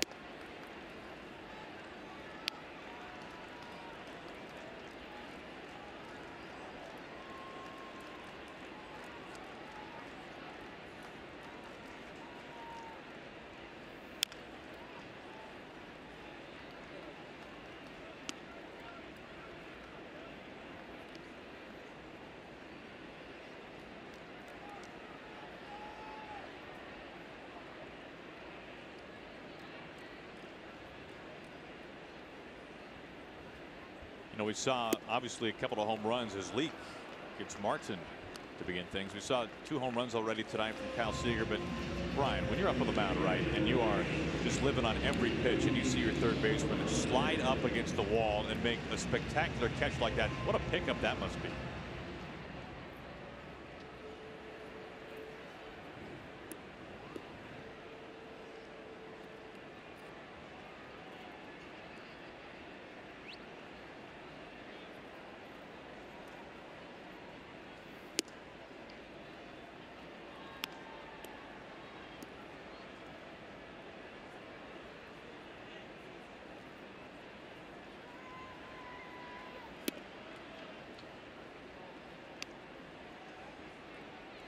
Ryan, the last one for me. I've just been amazed from last year to even this year with Gene Segura and what he's able to do at the plate. I'm not sure how you would ever pitch the guy.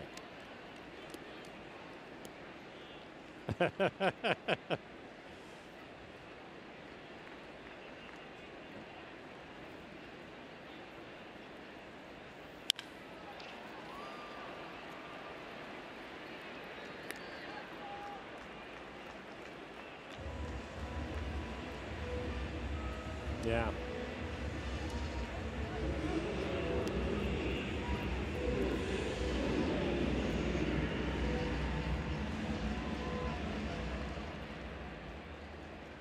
Hi, Finn, as always, man, good to hear your voice. Good to catch up with you a little bit. We'll hear more from you coming up on the aforementioned Mariners postgame show presented by Alaska Airlines. A quick start to this bottom of the fifth for Leake. The strikeout, then the ground out by Morales. Another strike one to Gurriel. Backhand, Segura, long throw, nabs his counterpart, and for the third straight inning, Leake faces the minimum. We've played 5, Mariners an 8-2 lead.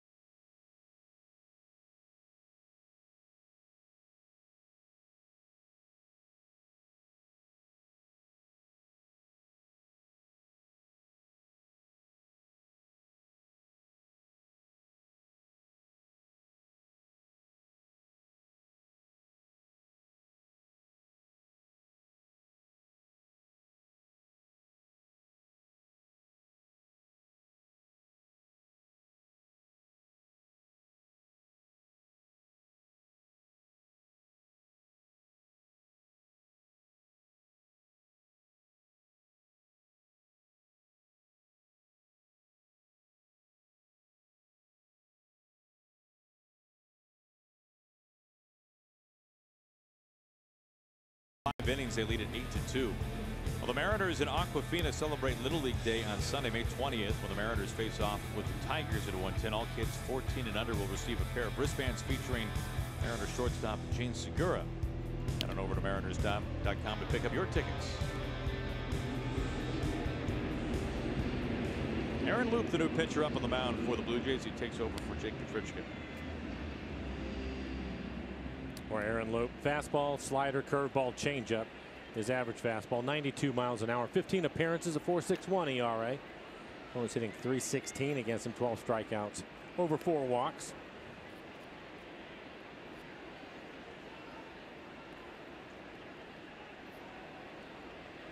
Robbie, a sac flies last time up, a single and a run scored back in the first.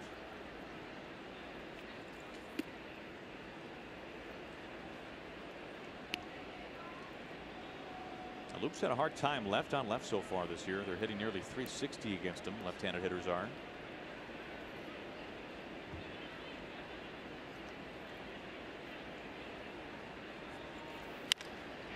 Into center field, dropping quickly. Pilar, though, keeps his feet. Makes the catch for out number 1.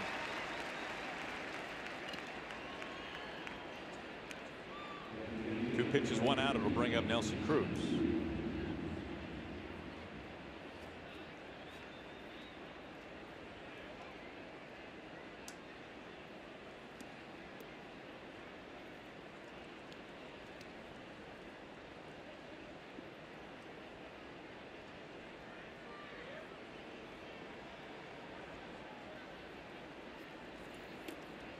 Takes the first pitch inside for ball 1.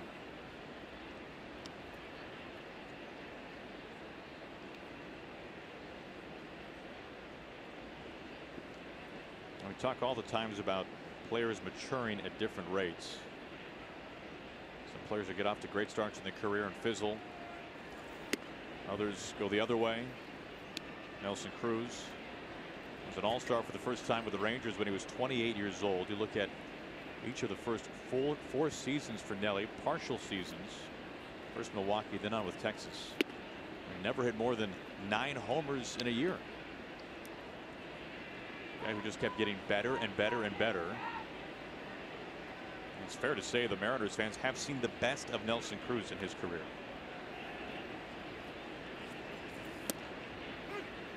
I still have to wonder with the Rangers how they ever let him get away from him. I mean, you can watch him play and you can see him put up the numbers, but then when you find out what kind of guy he is on top of that, how he ever was able to get out of any organization, I don't know, because he's been terrific here. He's been everything you could want and more on the field, off the field. He walked for the second time. 1 on 1 out for Ryan Healy.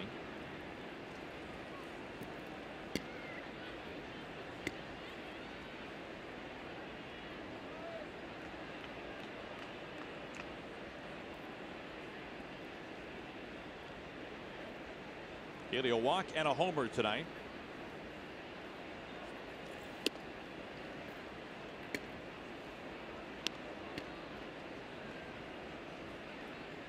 And there are probably not many third basemen in the game who could make the play that Donaldson did in Healy's last at bat. Waiting at the last moment to see if a ball would go foul. It stayed fair. And Donaldson basically standing on third base picked it up essentially on top of the chalk barehanded and threw a seed to first base. Plenty of offense tonight for the Mariners. Opposite away and foul.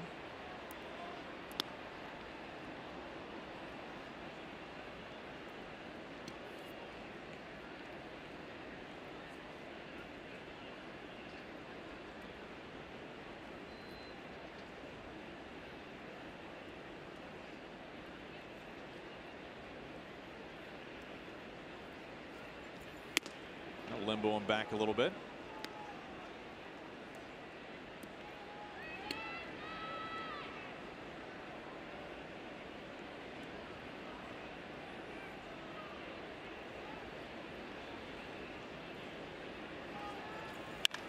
Into right field for a base hit. This pushes Cruz into second. 1 out and 2 on. So Healy reaching for the third time. T-Mobile presents Hats Off for Heroes, because no matter where you serve or when you serve, we stand ready to serve all military families.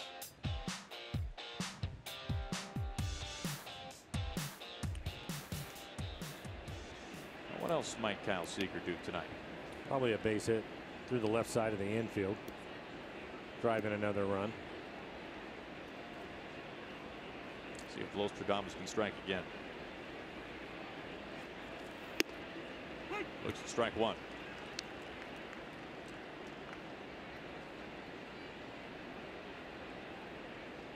Now Kyle has never had a 3-homer game. Tonight marking the 7th time in his career he's homered twice in the same game.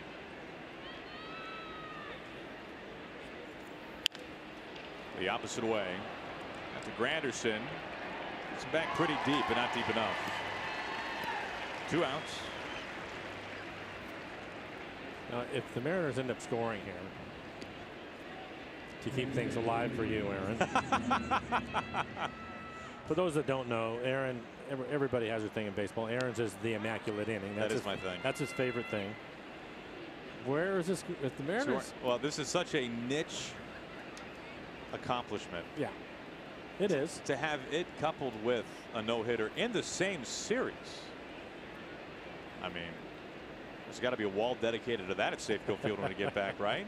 I would think so. Again, no American League team has ever scored in all 9 innings of one game. Mariners down to their final out here in the 6th inning, though.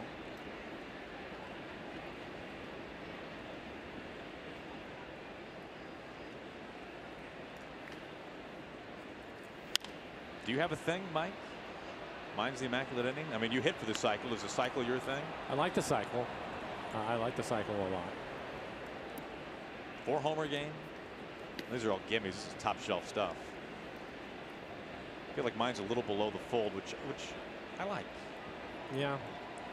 Mine is the thing that I like the most is it's more commonplace, but it's one of my favorite things. That is the grand slam, which we saw from Kyle. We're down to a strike right here. Way to build the drama. Yeah.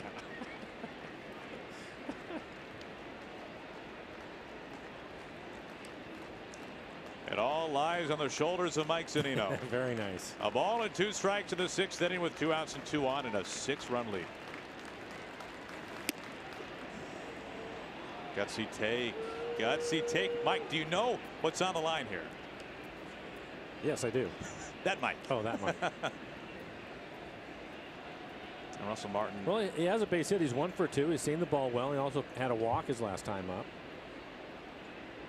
Now, Mike, I feel like you're saying the grand slam because not enough people know this. I mean, you are a record holder for some very tremendous niche grand slam records. Did you niche say grand slam records? I like that. That's very nice. Thank you, Aaron.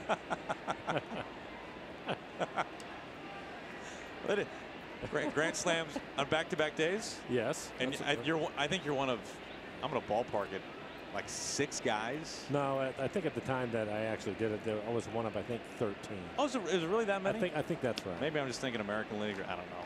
Giving so let's call it one of 20 now. Typically, I give you too much credit. Sounds like I am again. Full count. There we go. This is how I feel. This is how I felt when Paxton threw 8 straight strikes 2 starts ago, where Jed Lowry got in the way. 2 outs, 2 on. That's another thing too. What is James Paxton going to do in his start on Sunday against the Tigers? Pretty downtrodden lineup these days. The 3-2. 16 strikeouts and then the no-hitter, and now he has the Tigers on Sunday. You're telling Johnny Vandermeer to watch out? Never know. Cannot wait. We are on the air at 9:30 Sunday morning. Paxton going up against Seattle native Blaine Hardy. In a big ballpark. Another 3-2. It ends the inning, and history will have to wait for another day. We go to the bottom of the 6th.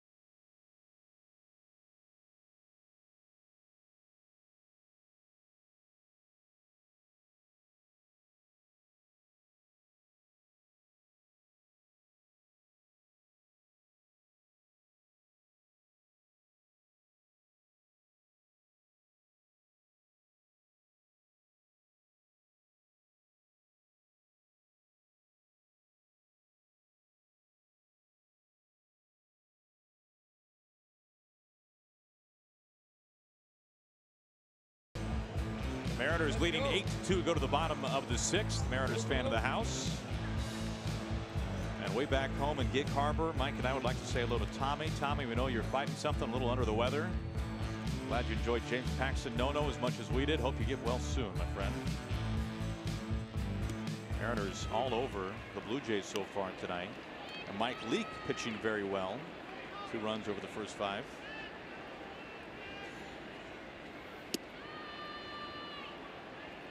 Okay, Mike, I've got your niche Grand Slam records. Okay. And we were both kind of right. Kind of right.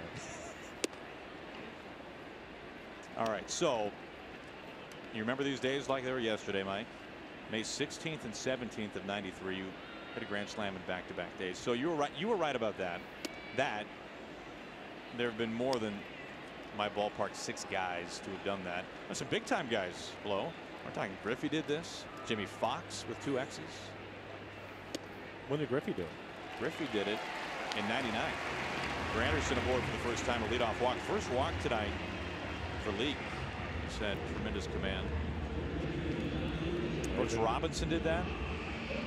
Babe Ruth and Mike Lowers. I mean, we're talking the big boys. Okay, so now where I was kind of right.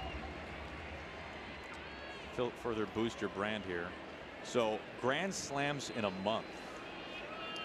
August of '95. You know, Mike, I remember talking to you about your numbers in August of '95, and they tended to be pretty strong. And I think I'm now getting to the source of why that is. I mean, my numbers, couple of good swings help. Yeah, my numbers would be great if I had 3 Grand Slams in a month. Okay, so you hit 3 Grand Slams in August of '95 on the 3rd, the 14th, and the 18th. I don't know what you're doing in between those, but Mike, in American League history, Flower Power, you are one of 5. See, now that's what I'm talking about. National League, only 4 ever did. Huh. I did not know that. 0-2 on Donaldson, who has doubled and singled in this game tonight. I don't know if you knew this or not, but in '95, I had a lot of pretty good teammates that were on base a lot. With where I hit in the lineup, typically 7th. Down on strikes. Donaldson retired for the first time. 5 strikeouts for Leake.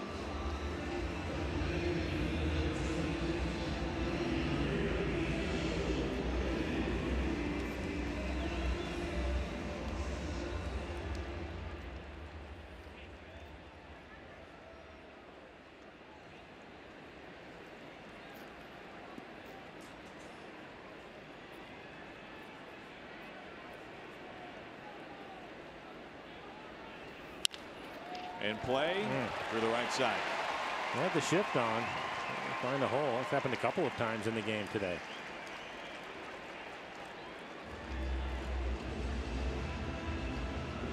Two on, 1 out. Well, if you look through the all-time history books, the best batting average with the bases loaded, Mike, is in a booth right next to us. The always well-dressed Pat Tabler, yes, analyst on TV for the Blue Jays. Mike, I think he was over 500 for a long time too. You have a career .420 bases loaded average, the 8th highest all time. Did not know that.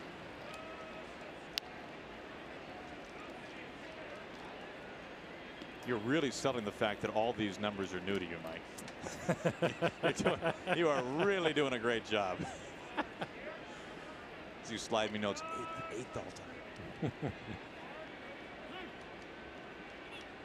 1 out, 2 on.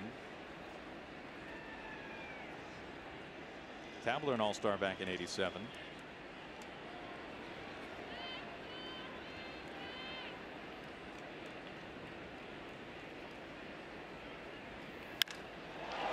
To center. Heredia back onto the track. Looking.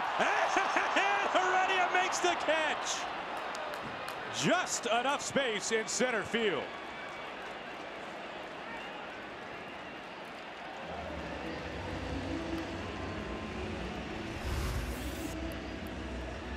And for Heredia, he gets back quickly. He always does that. Fundamentally, we talked about it earlier in the ball game. He gets back and then times his jump.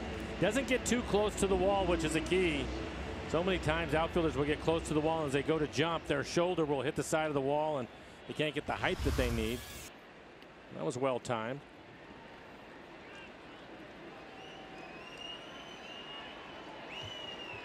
What a play. Here's Smoke.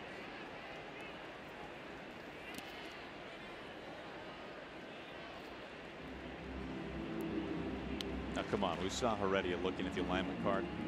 Yeah. I think he's saying, hey, guys, I got your alignment card. Just why don't you go off of me? In fact, in all seriousness, we've talked to Chris Prieto, Mariners outfield coach, about this, and he has said that he allows Guillermo more leeway than the other outfielders because righties kind of got that sixth sense about things. And if maybe he's a step or two one way or the other off of what the cheat sheet says that all the outfielders carry, Chris will be okay with that.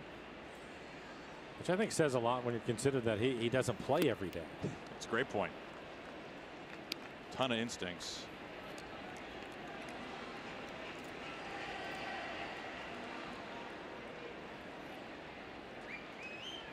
Two outs, two on. Granderson at third. Solarte aboard at first. Strike call. Smoke not happy about it, but it's in there. That's a strike. He gave up on a cutter. It started off the plate away. But Mike ends up catching it right on the corner.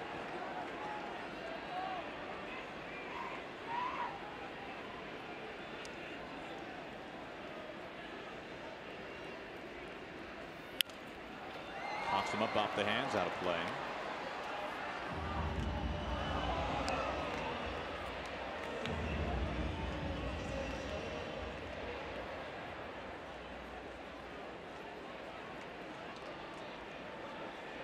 Approaching 90 pitches for Leake. Runners on the corners, 2 outs. Time called.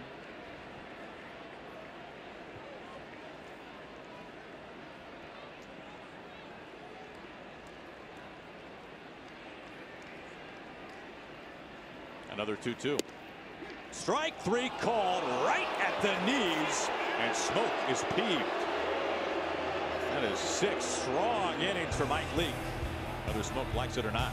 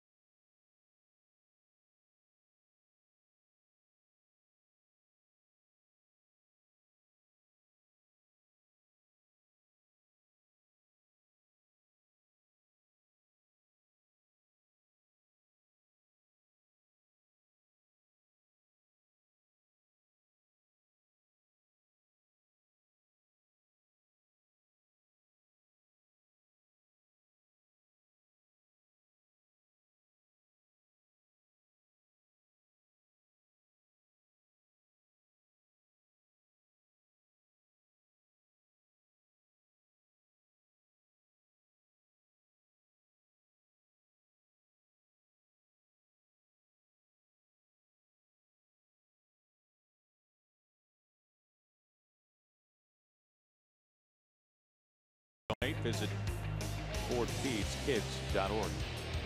Chunky or smooth, Mike? Smooth. Thought that'd be the case. Here is Heredia. First pitch strike. Guillermo with a fantastic catch up against the wall. Helping Leak out of the bottom of the 6th. He starts the 7th.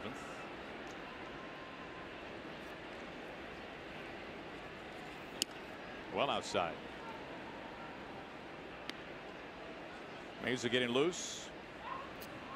Two lefties in the bullpen for John Gibbons. The other is up on the mound right now.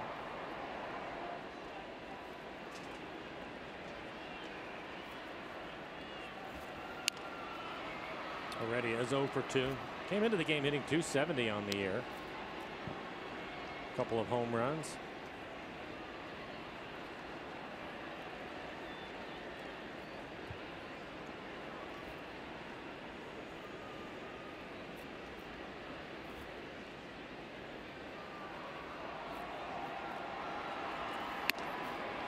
Up and in.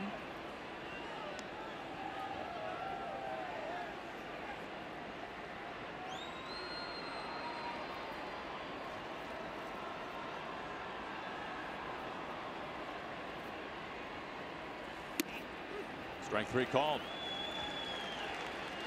1 out.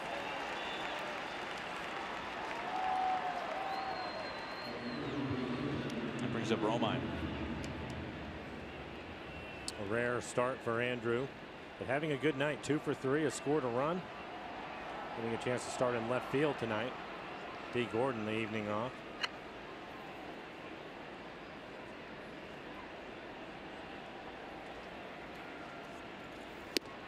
On 1. Well, Mike, I had a conversation with this man earlier tonight. Yes. James Hoy. Yeah, how'd that go? Second base umpire tonight. He was behind the plate for the no-hitter a couple of nights ago for James Paxton. It was really interesting. Went down to the umpires clubhouse around 6 o'clock, and he was very kind to give me a few minutes to ask about the other night. And he said he first realized that there was a no-hitter going in the 6th inning. And he referenced kind of some of the things we've heard other people say too. Some early walks from James. Right. So there was a couple of base runners out there. Right. Especially when you compare it to 16 strikeouts in his last start, when he really was, it felt like even more unhittable. And then he looks up and he sees no hits through 6. And then he looked elsewhere on the line score here in between innings at Rogers Center and noticed the pitch count for James, which was in such terrific shape. And that's when the light bulb kind of went off and he thought, okay, something might be happening here.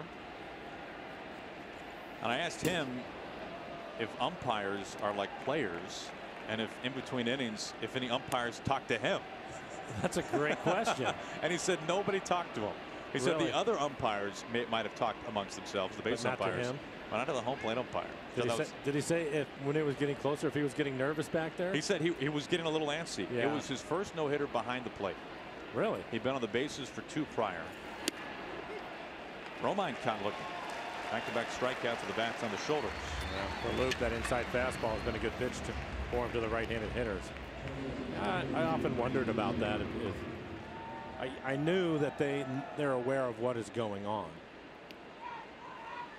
Well, I asked him too with the stuff. I mean, it's human nature, right? You would have to feel it. Yeah. Now a little different, more than a little different, a lot different in the case of a perfect game for a home plate umpire. Oh, I bet. But I asked him about just simply, and this is even a bigger question than just the no-hitter, but for James, right, we know about the fastball that touched 100, the nasty slider, the curveball as well. Just what is that like on your eyes when you're watching that kind of stuff? I mean, it's not your regular stuff from a starting pitcher. And he kind of joked, but he was serious. As he said that especially late in the game, he said the Blue Jays were swinging so much. He said the easiest thing for an umpire is to call a swinging strike. And the Blue Jays were making his job pretty easy.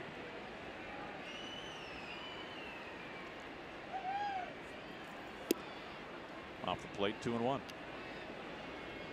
And I said to him, how strange is it when it's chaos on the field, the split second after that final out, and you guys are just a walk in the park, making your way back to the umpire's clubhouse. I said, that's got to be strange, right? And he said, you know what? That's exactly how we like it. No controversy. No controversy. Yeah. Attention is somewhere else. Segura looking for his 4th hit of the night. That's great stuff.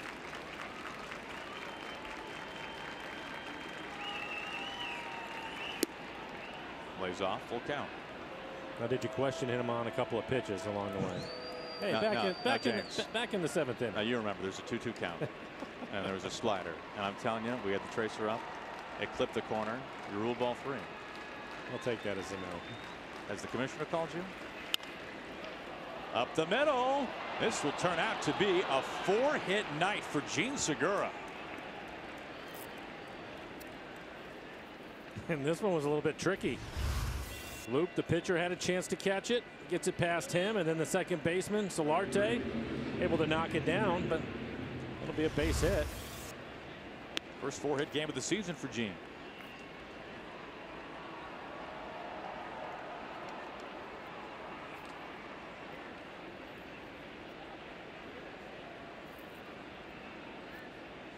Mitch Haniger with a couple of hits.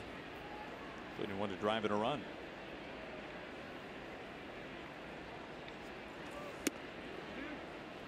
Inside ball 1.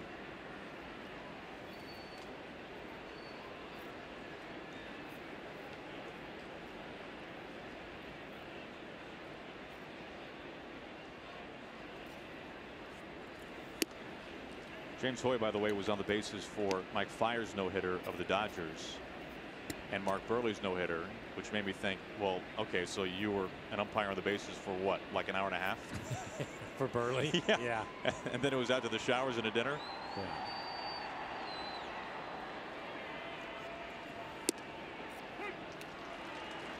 Just gets the corner, 2-1.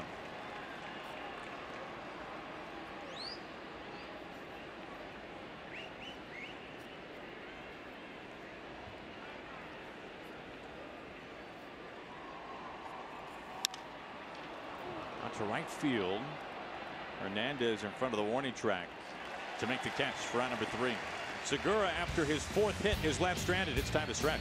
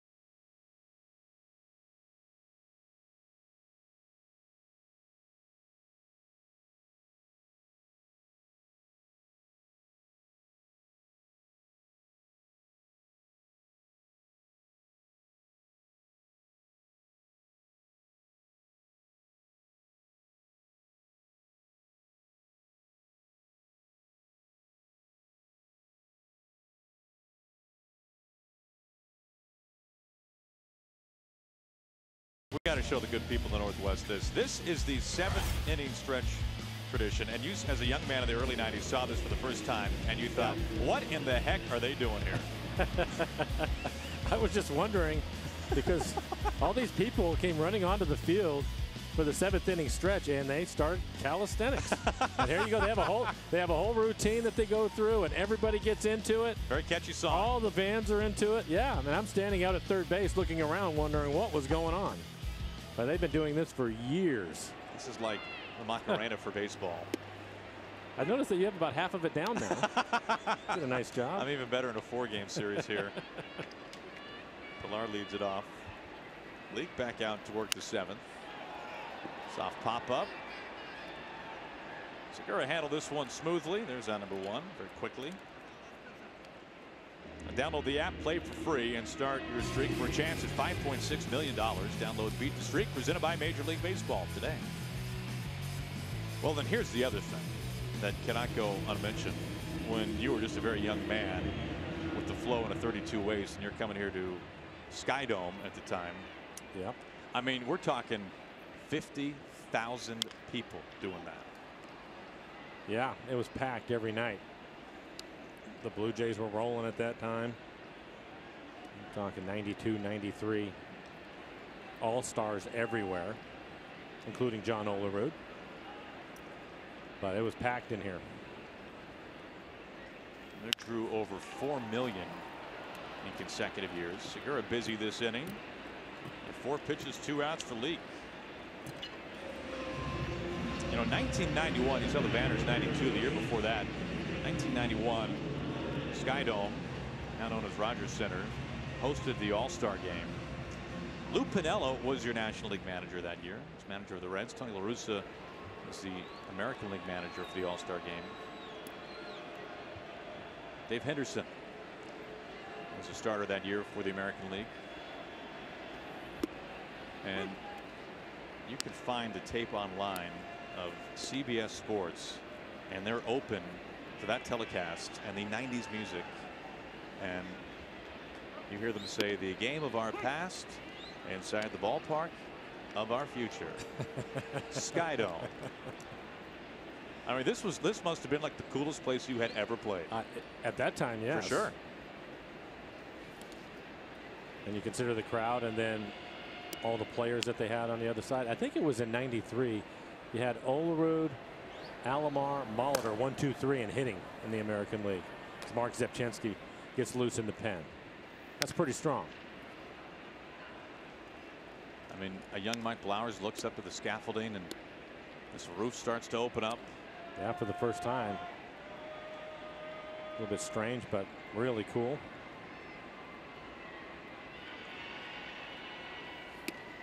Two and two on Morales. Mike now at 98 pitches, 74 strikes. A lot of strikes tonight. A lot of first pitch strikes. He has really thrown the ball well.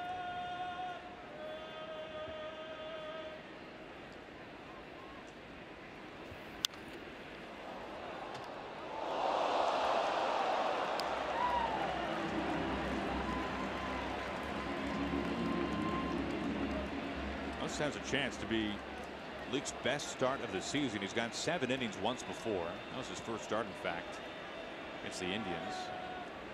Pitch number 100 now the way home. House is in full count.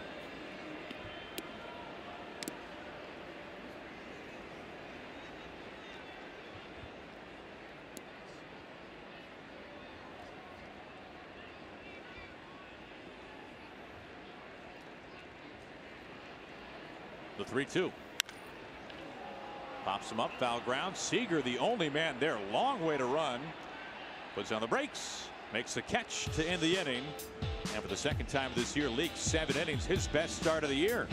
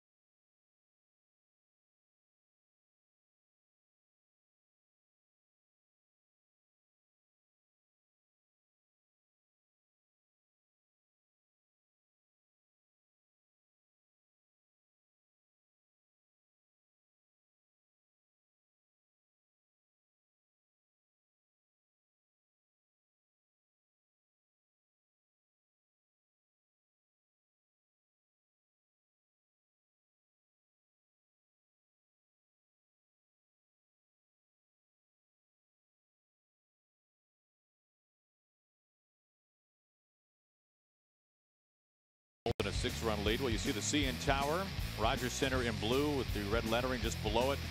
Exhibition Stadium, other side of the highway, you can see the big green past the soccer field now. Sounders were here just the other night. And how about this? The first ever game for the Blue Jays, Exhibition Stadium. Hey, shocker, Mike, there was some snow on the ground at Exhibition Stadium. What a way to welcome baseball to town.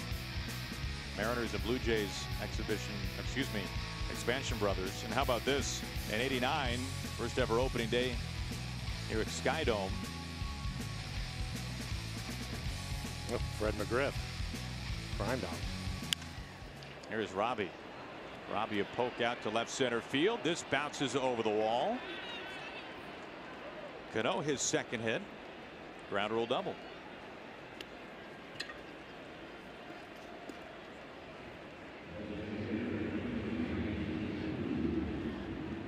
Tim Mesa, new pitcher up on the mound. His 5th appearance, his 6th appearance tonight. Make it. Just 4 1/3, 5 strikeouts, couple of walks. Fastball, slider, his fastball, good fastball, 94, 95 miles an hour. Anelli on base twice tonight without a hit. He's walked both times.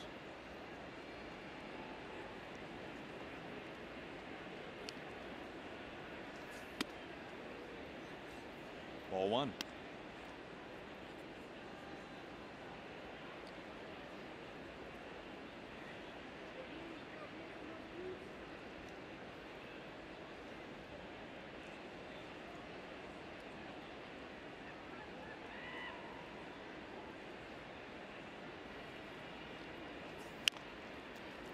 Ground ball. Mesa with the head of steam. Ends up flipping it. 1 out.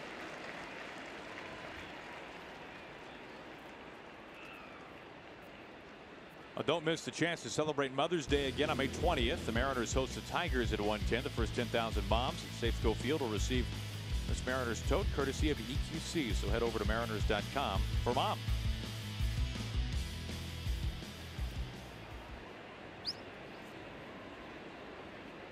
One out. Cano over at third base. Here's Ryan Healy.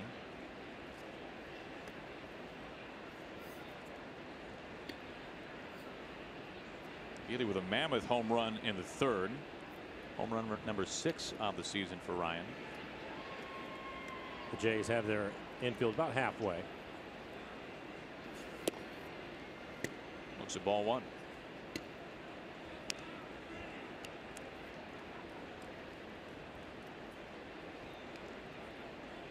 Four times last year, Healy had a multi-homer game. He's already had one this year. That was at Progressive Field.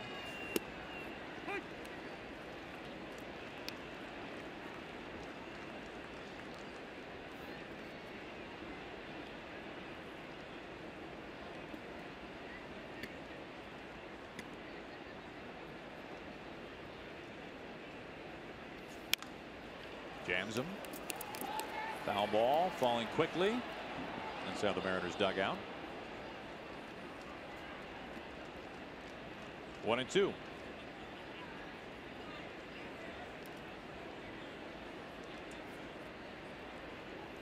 Well, the offense got dialed in early tonight, facing the Blue Jays' best starting pitcher, Jay Happ. The Mariners made Happ throw 38 pitches in the first inning, and this man going deep with the bases loaded.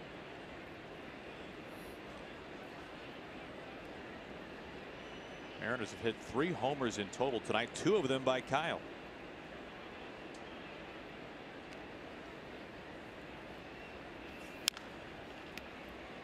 Still 1-2.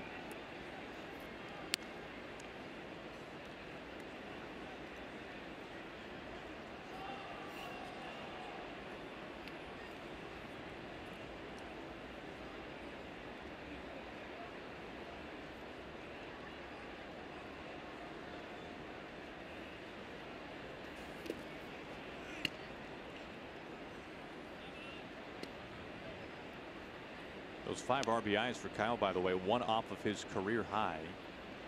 Kyle drove in 6 back in May of 2015 against Tampa Bay, a game where he also hit a grand slam.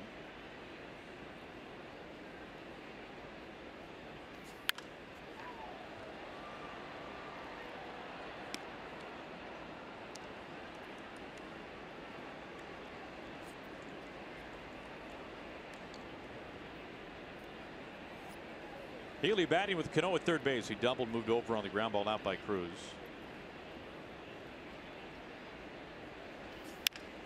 Off the hands, tight to the line. Donaldson from the grass. 2 outs. Make your voice heard. Nominate your favorite plays of the week by tweeting us using the hashtag RootFanFave. Watch the Mariners pregame show every Sunday to find out your fan favorite plays of the week. Plus, each month, one lucky fan will win a Coors Light Yeti cooler just for participating. For official rules, visit rootsports.com.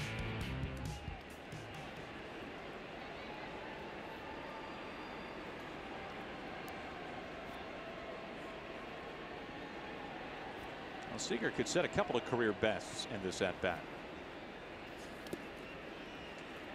Seager has never homered 3 times in the same game. Could do that here. Home run would also give him a career high in runs batted in.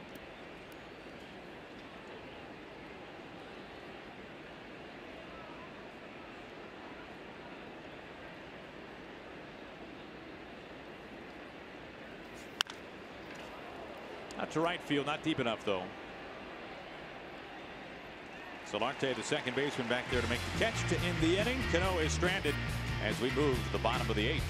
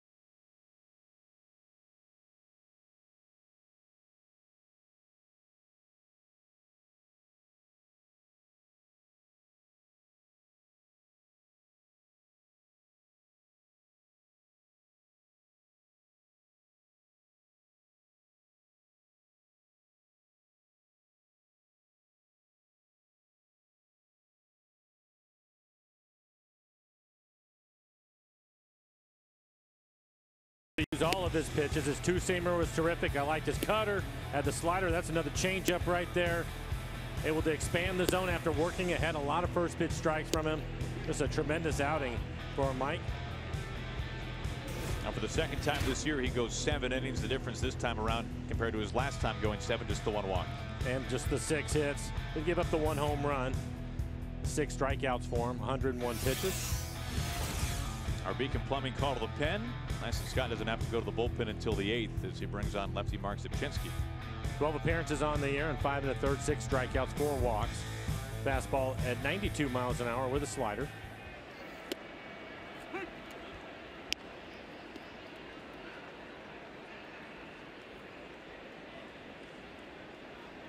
Facing Lourdes Gurriel, the number 9 hitter.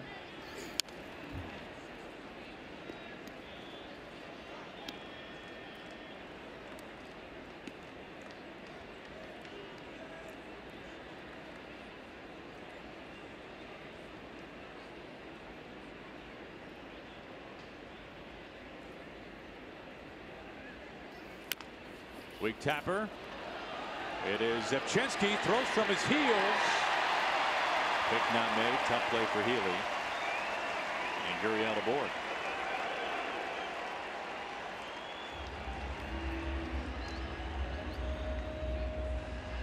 Be an infield hit.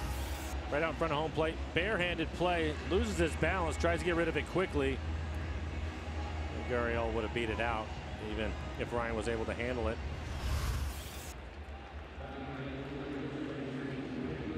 Anthony Alford, a pinch hitter.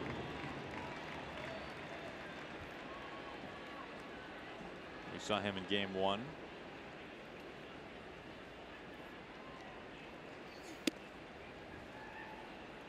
Right there on the fringe, but ball 1. Alford last year, very highly thought of prospect for the Blue Jays, but missed some significant time because of a broken hamate bone in his hand.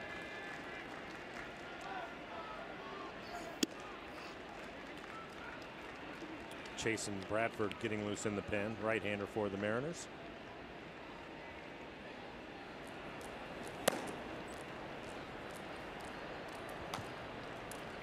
Pazos beginning to stir as well.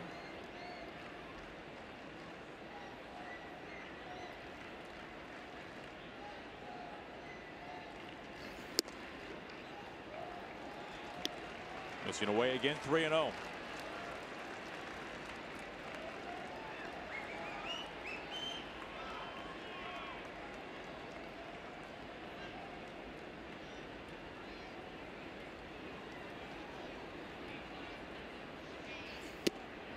Outside once more, 4-pitch walk. First 2-man reach. Now back to the Ford Sports Desk. Angie, what's happening?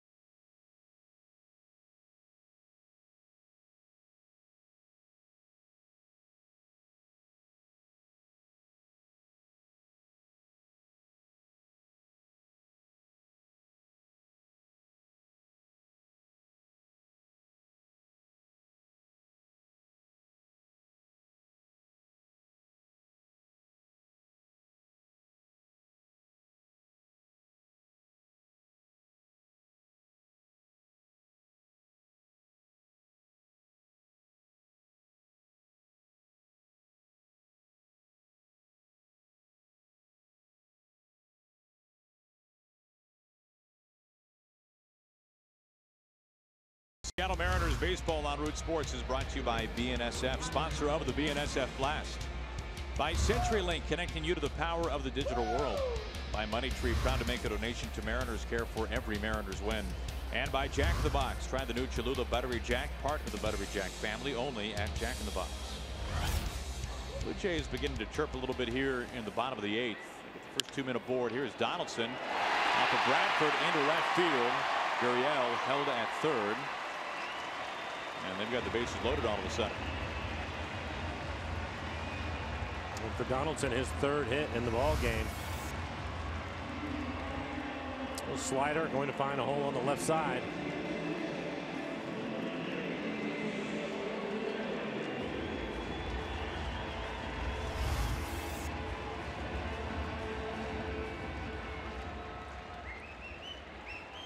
Bases loaded for Solarte. And here's Scott going to get Pazos. Bradford throws the pitch. Solarte, the switch hitter. Well, same story. We'll step aside. Pitching change.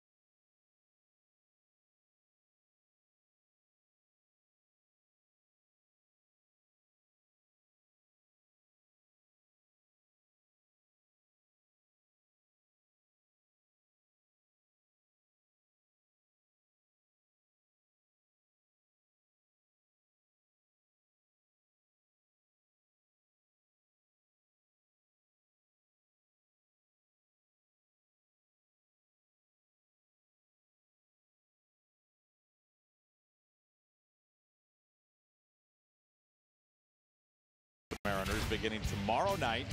Tomorrow afternoon back home. We're on the air at 3:30 back home in Seattle. Marco Gonzalez, Matthew Boyd. And then Saturday, great pitching matchup there, the King and Michael Fulmer. We cannot wait. I'm sure you were saying the same thing for James Paxton's next start. Sunday on the air at 9:30. Going up against Blaine Hardy, making the first start of his career. Here is James Pazos, third pitch of this inning for the Mariners. Fastball at 95 and a hard slider. 11 appearances on the year. He has really pitched well. A 1.46 ERA, 14 strikeouts, 1 walk, and 12 1/3 opponents hitting, and even 200 against Pazos. Solarte, switch hitter. You look at his numbers, Mike. Has had power from both sides of the plate, but a lower average against lefties. 50 points different. Hitting over 280 left-handed, 230 right-handed.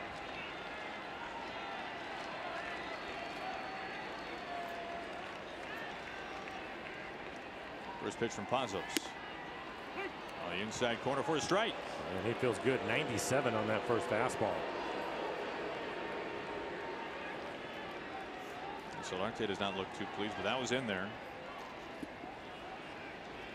They've got him loaded. Nobody out.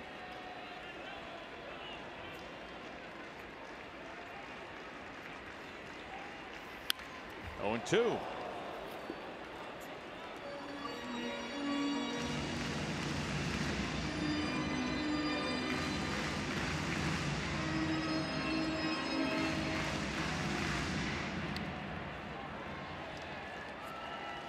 There's hardly been a better home run hitting team in the majors so far this year than the Blue Jays.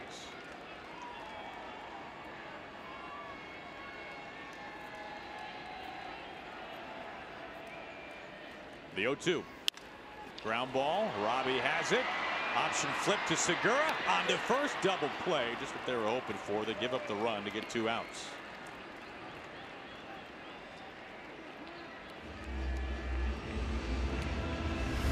Solarte can get down the line. Robbie gets rid of it quickly. And a pretty good fastball from Segura. Finished the double play.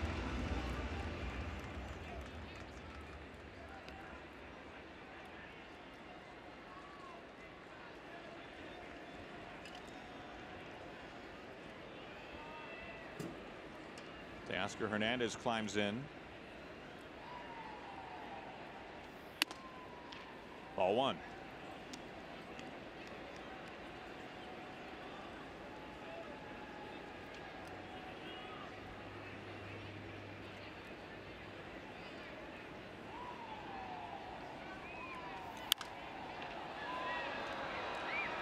Healy scampering over, but this is into the lower bowl. 1 ball and the 1 strike. On 1-0, getting loose. We saw him last night.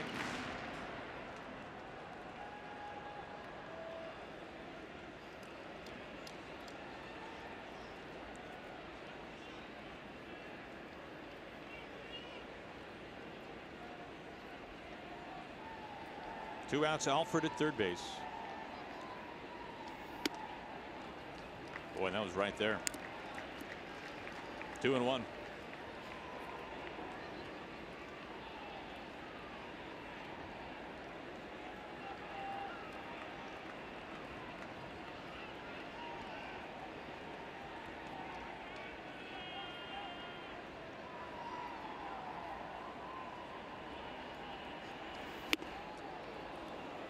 Fastball at 95 this time. 2 balls and 2 strikes.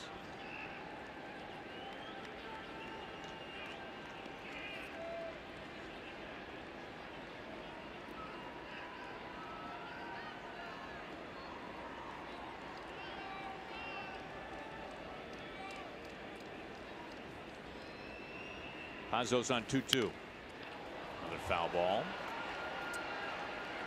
As far as his fastball goes, this might be his best night. He's hit 97 a number of times and now 98 miles an hour. Typically, we'll see him consistently at 95. And he has a little extra life to the fastball tonight. A hard thrower, but even with that being said, we don't see 98 all that often from James. Trying to put him away now here on 2-2. Here it comes. Got him.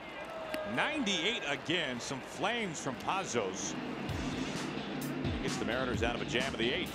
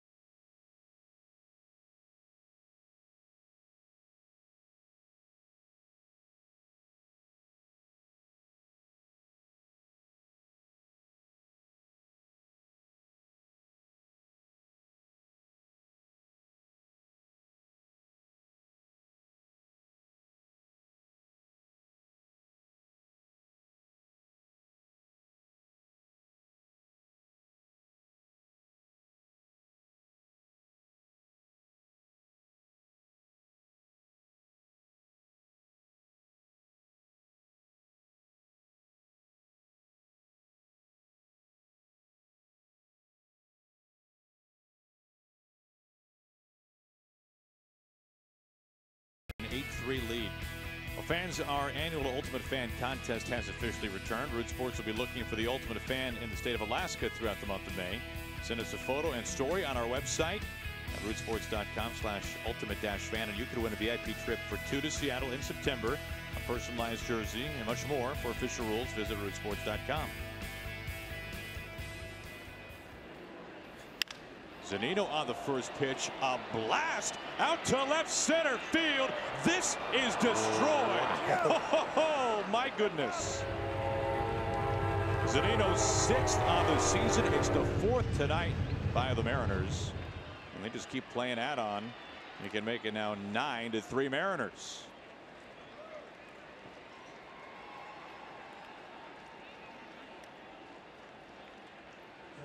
It's the 2nd inning. Now let's take another look.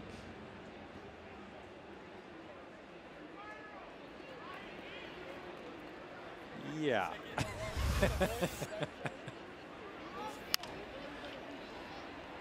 I don't think I've ever seen anyone hit a baseball to center field in this ballpark up where this one ends up hitting the facade. What?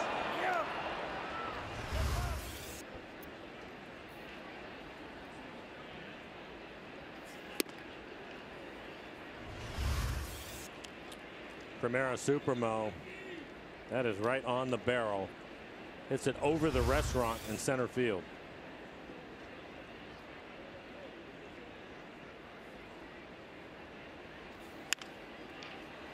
Pilar getting back. He can catch this one. 1 out.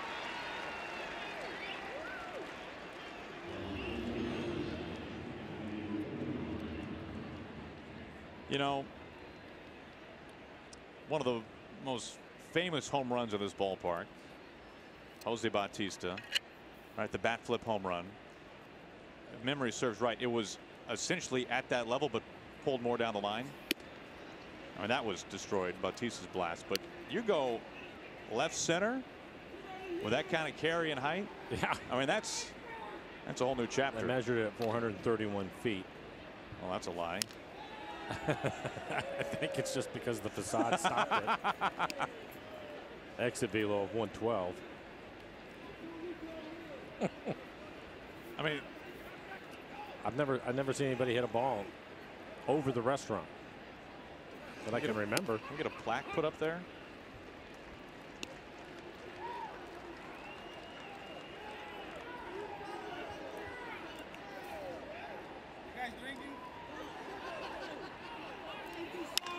Right back, watch out. That was scary. Off the bag at second.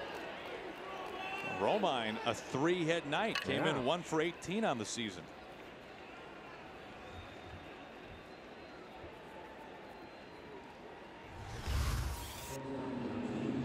Line drive. Oh my. Wow, how did that miss him? That is. Okay, let's see how good my memory is here, Mike. Where did this land? I think you knew it was gone. What a moment inside this ballpark. Well, you know, Joey Bats, you've hit some big home runs in your life, but it's quite Zunino distance right there. Third baseman Jose Bautista, by the way.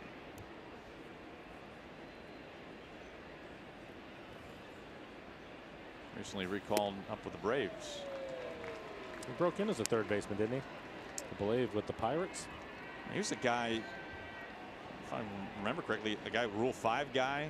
I mean, he bounced around a ton in his earlier years.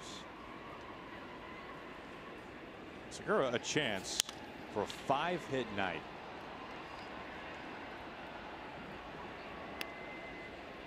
Be the second Mariner this year with 5 hits. D, of course, the other.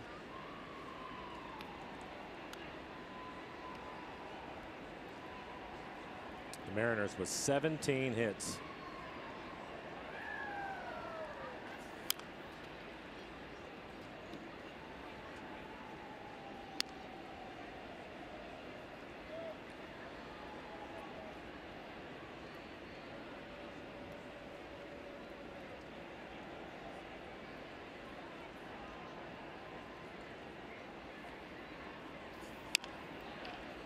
Tight to the line, Donaldson. Foul ball off of Segura.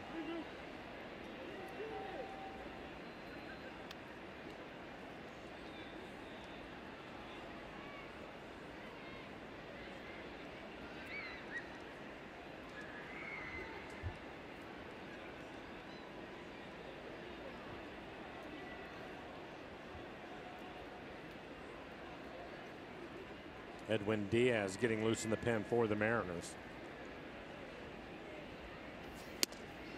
Strike three call. Segura's not been an easy out tonight. He'll have to settle for 4 hits.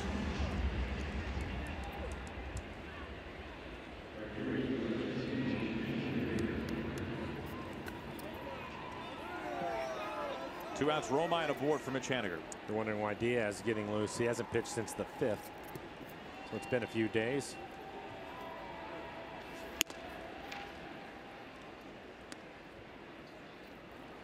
Those no-hitters really slow down closers, you know. Throwing an off day.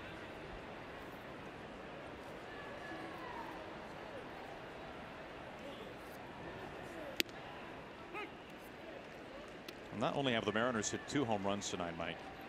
Excuse me, 4 home runs tonight. 2 of them have come on the very first pitch of an inning. And it's the guys, well, they're the home run hitters. Zunino and Healy both come into the first pitch of a frame. Seager was a little more patient. Second pitch in the 5th. 4th pitch he saw in the 1st, a grand slam.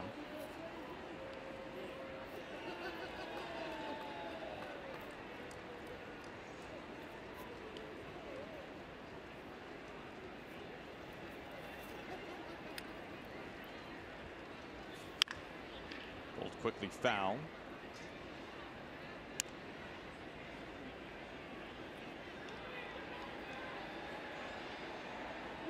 I mean, it's kind of tough for Mike. I think everything you put up to the almost hitting a grand slam out of Safeco Field, right?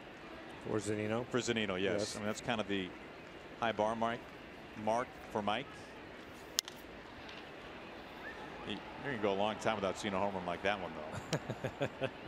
That's probably what they're talking about.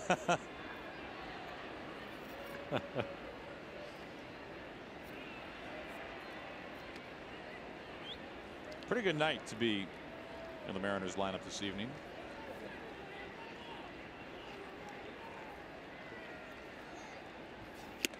Watch out. Into the netting to end the inning. Now Zunino with an absolute blast. We go to the bottom of the 9th inning. Mariners a 6-run lead.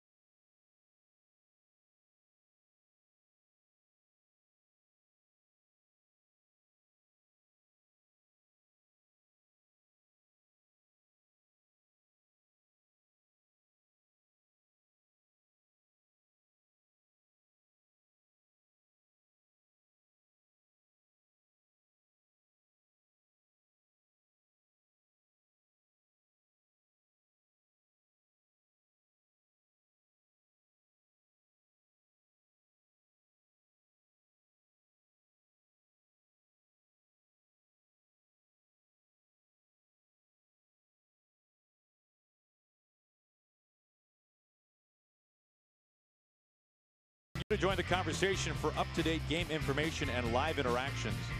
Be sure to like us on Facebook, follow us on Twitter and Instagram. Check us out, stay connected at Root Sports.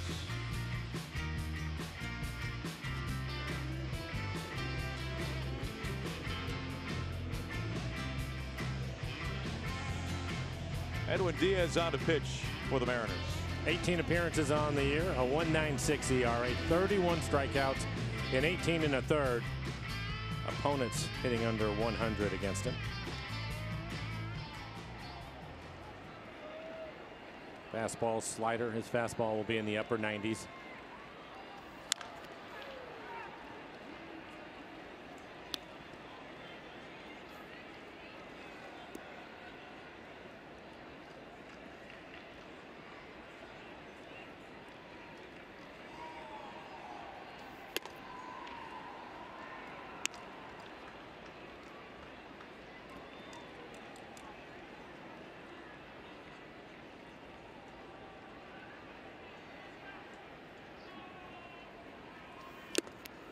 Back to Mike's glove. Ball and 2 strikes on Smoke.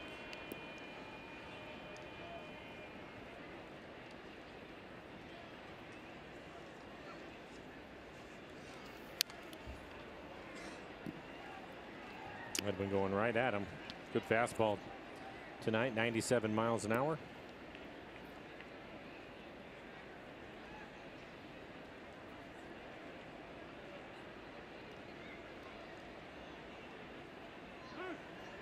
Time called.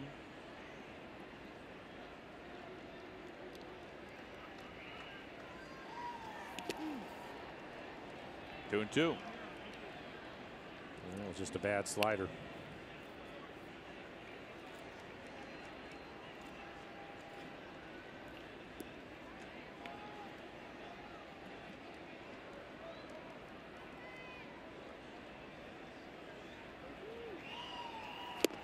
Swing and a miss for strike 3. Good slider that time.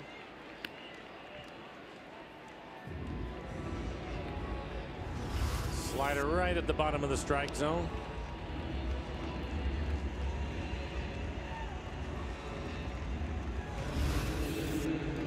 Delta Pompey pitch hitting. Mike, you can't help but laugh. You said you refer to that as a bad slider. It harkens back memories of your cycle and Hawk Harrelson on, I think it was your double. Oh.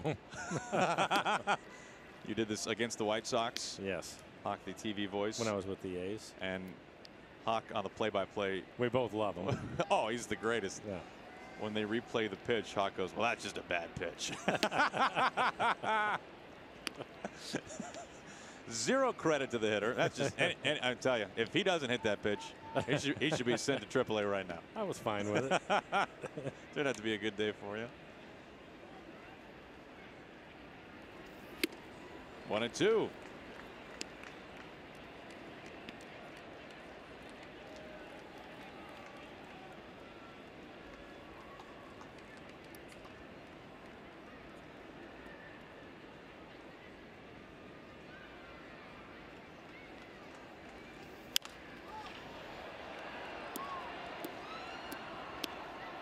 Time touching 99.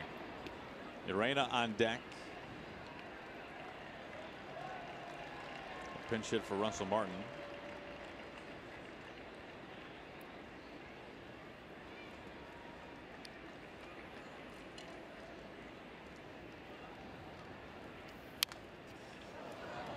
Just gets a piece of that one at 99 again.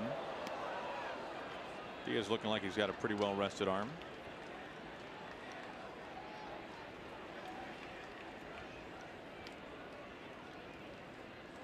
Game 1 tomorrow. Game 1 of 3 in Detroit.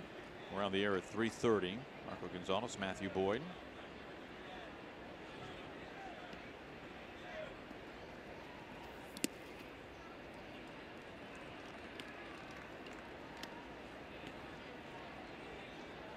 Now, did he spike a 93-mile-an-hour slider? I believe he did. You mentioned it. He feels pretty good.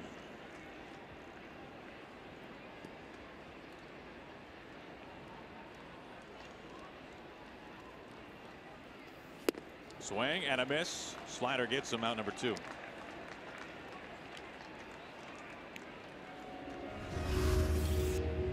And another slider, this one at 90. Oof.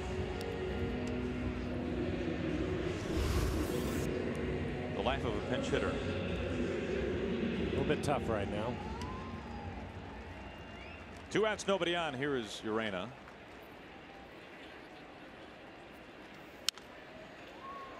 By the way, when we get to Comerica Park tomorrow, a chance to visit with a man who one of only 5 to throw an individual no-hitter in franchise history, Chris Bosio, former teammate of yours, new pitching coach for the Tigers. He is ahead 0-2. On Ron Gardenhire's staff. A tough early going for the Tigers in many ways. They get really banged up. Leonis Martin, unfortunately, won't be able to see him. He's on the DL. Miguel Cabrera as well.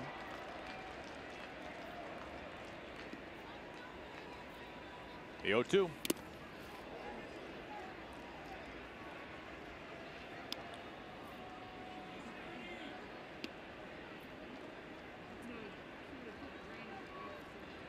But good pitching matchups there. We'll see Marco in Detroit, Felix in game 2, and then Paxton on Sunday.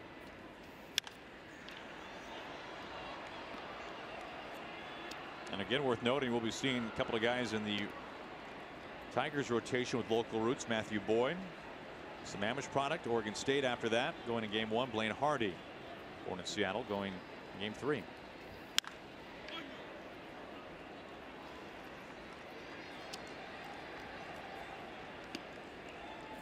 And for the Mariners, a strike away from continuing their trend of not losing a road series this year, with one kind of pending. We will finish that up at the end of this road trip. That's a good point. Have to wait a few more days. Swing and a miss. Strike 3, 99. Diaz strikes out the side in order, and he caps a magnificent night for the Mariners. Kyle Seager, his 4th career grand slam. The Mariners overall scoring the 9 runs on 17 hits. Ryan Healy, his 6th home run on the year. And Mike Zunino, 431 feet. I think they shorted him a little bit on the home run that he had tonight, but a terrific night offensively for the Mariners. Mike Leake was outstanding, going 7 innings, giving up just the 2 earned runs. Fun night here tonight. It's to the skies on to Detroit. See you tomorrow on the air at 3:30. Right now, Mariners postgame presented by Alaska Airlines. Hyphen, Ange, guys, all yours.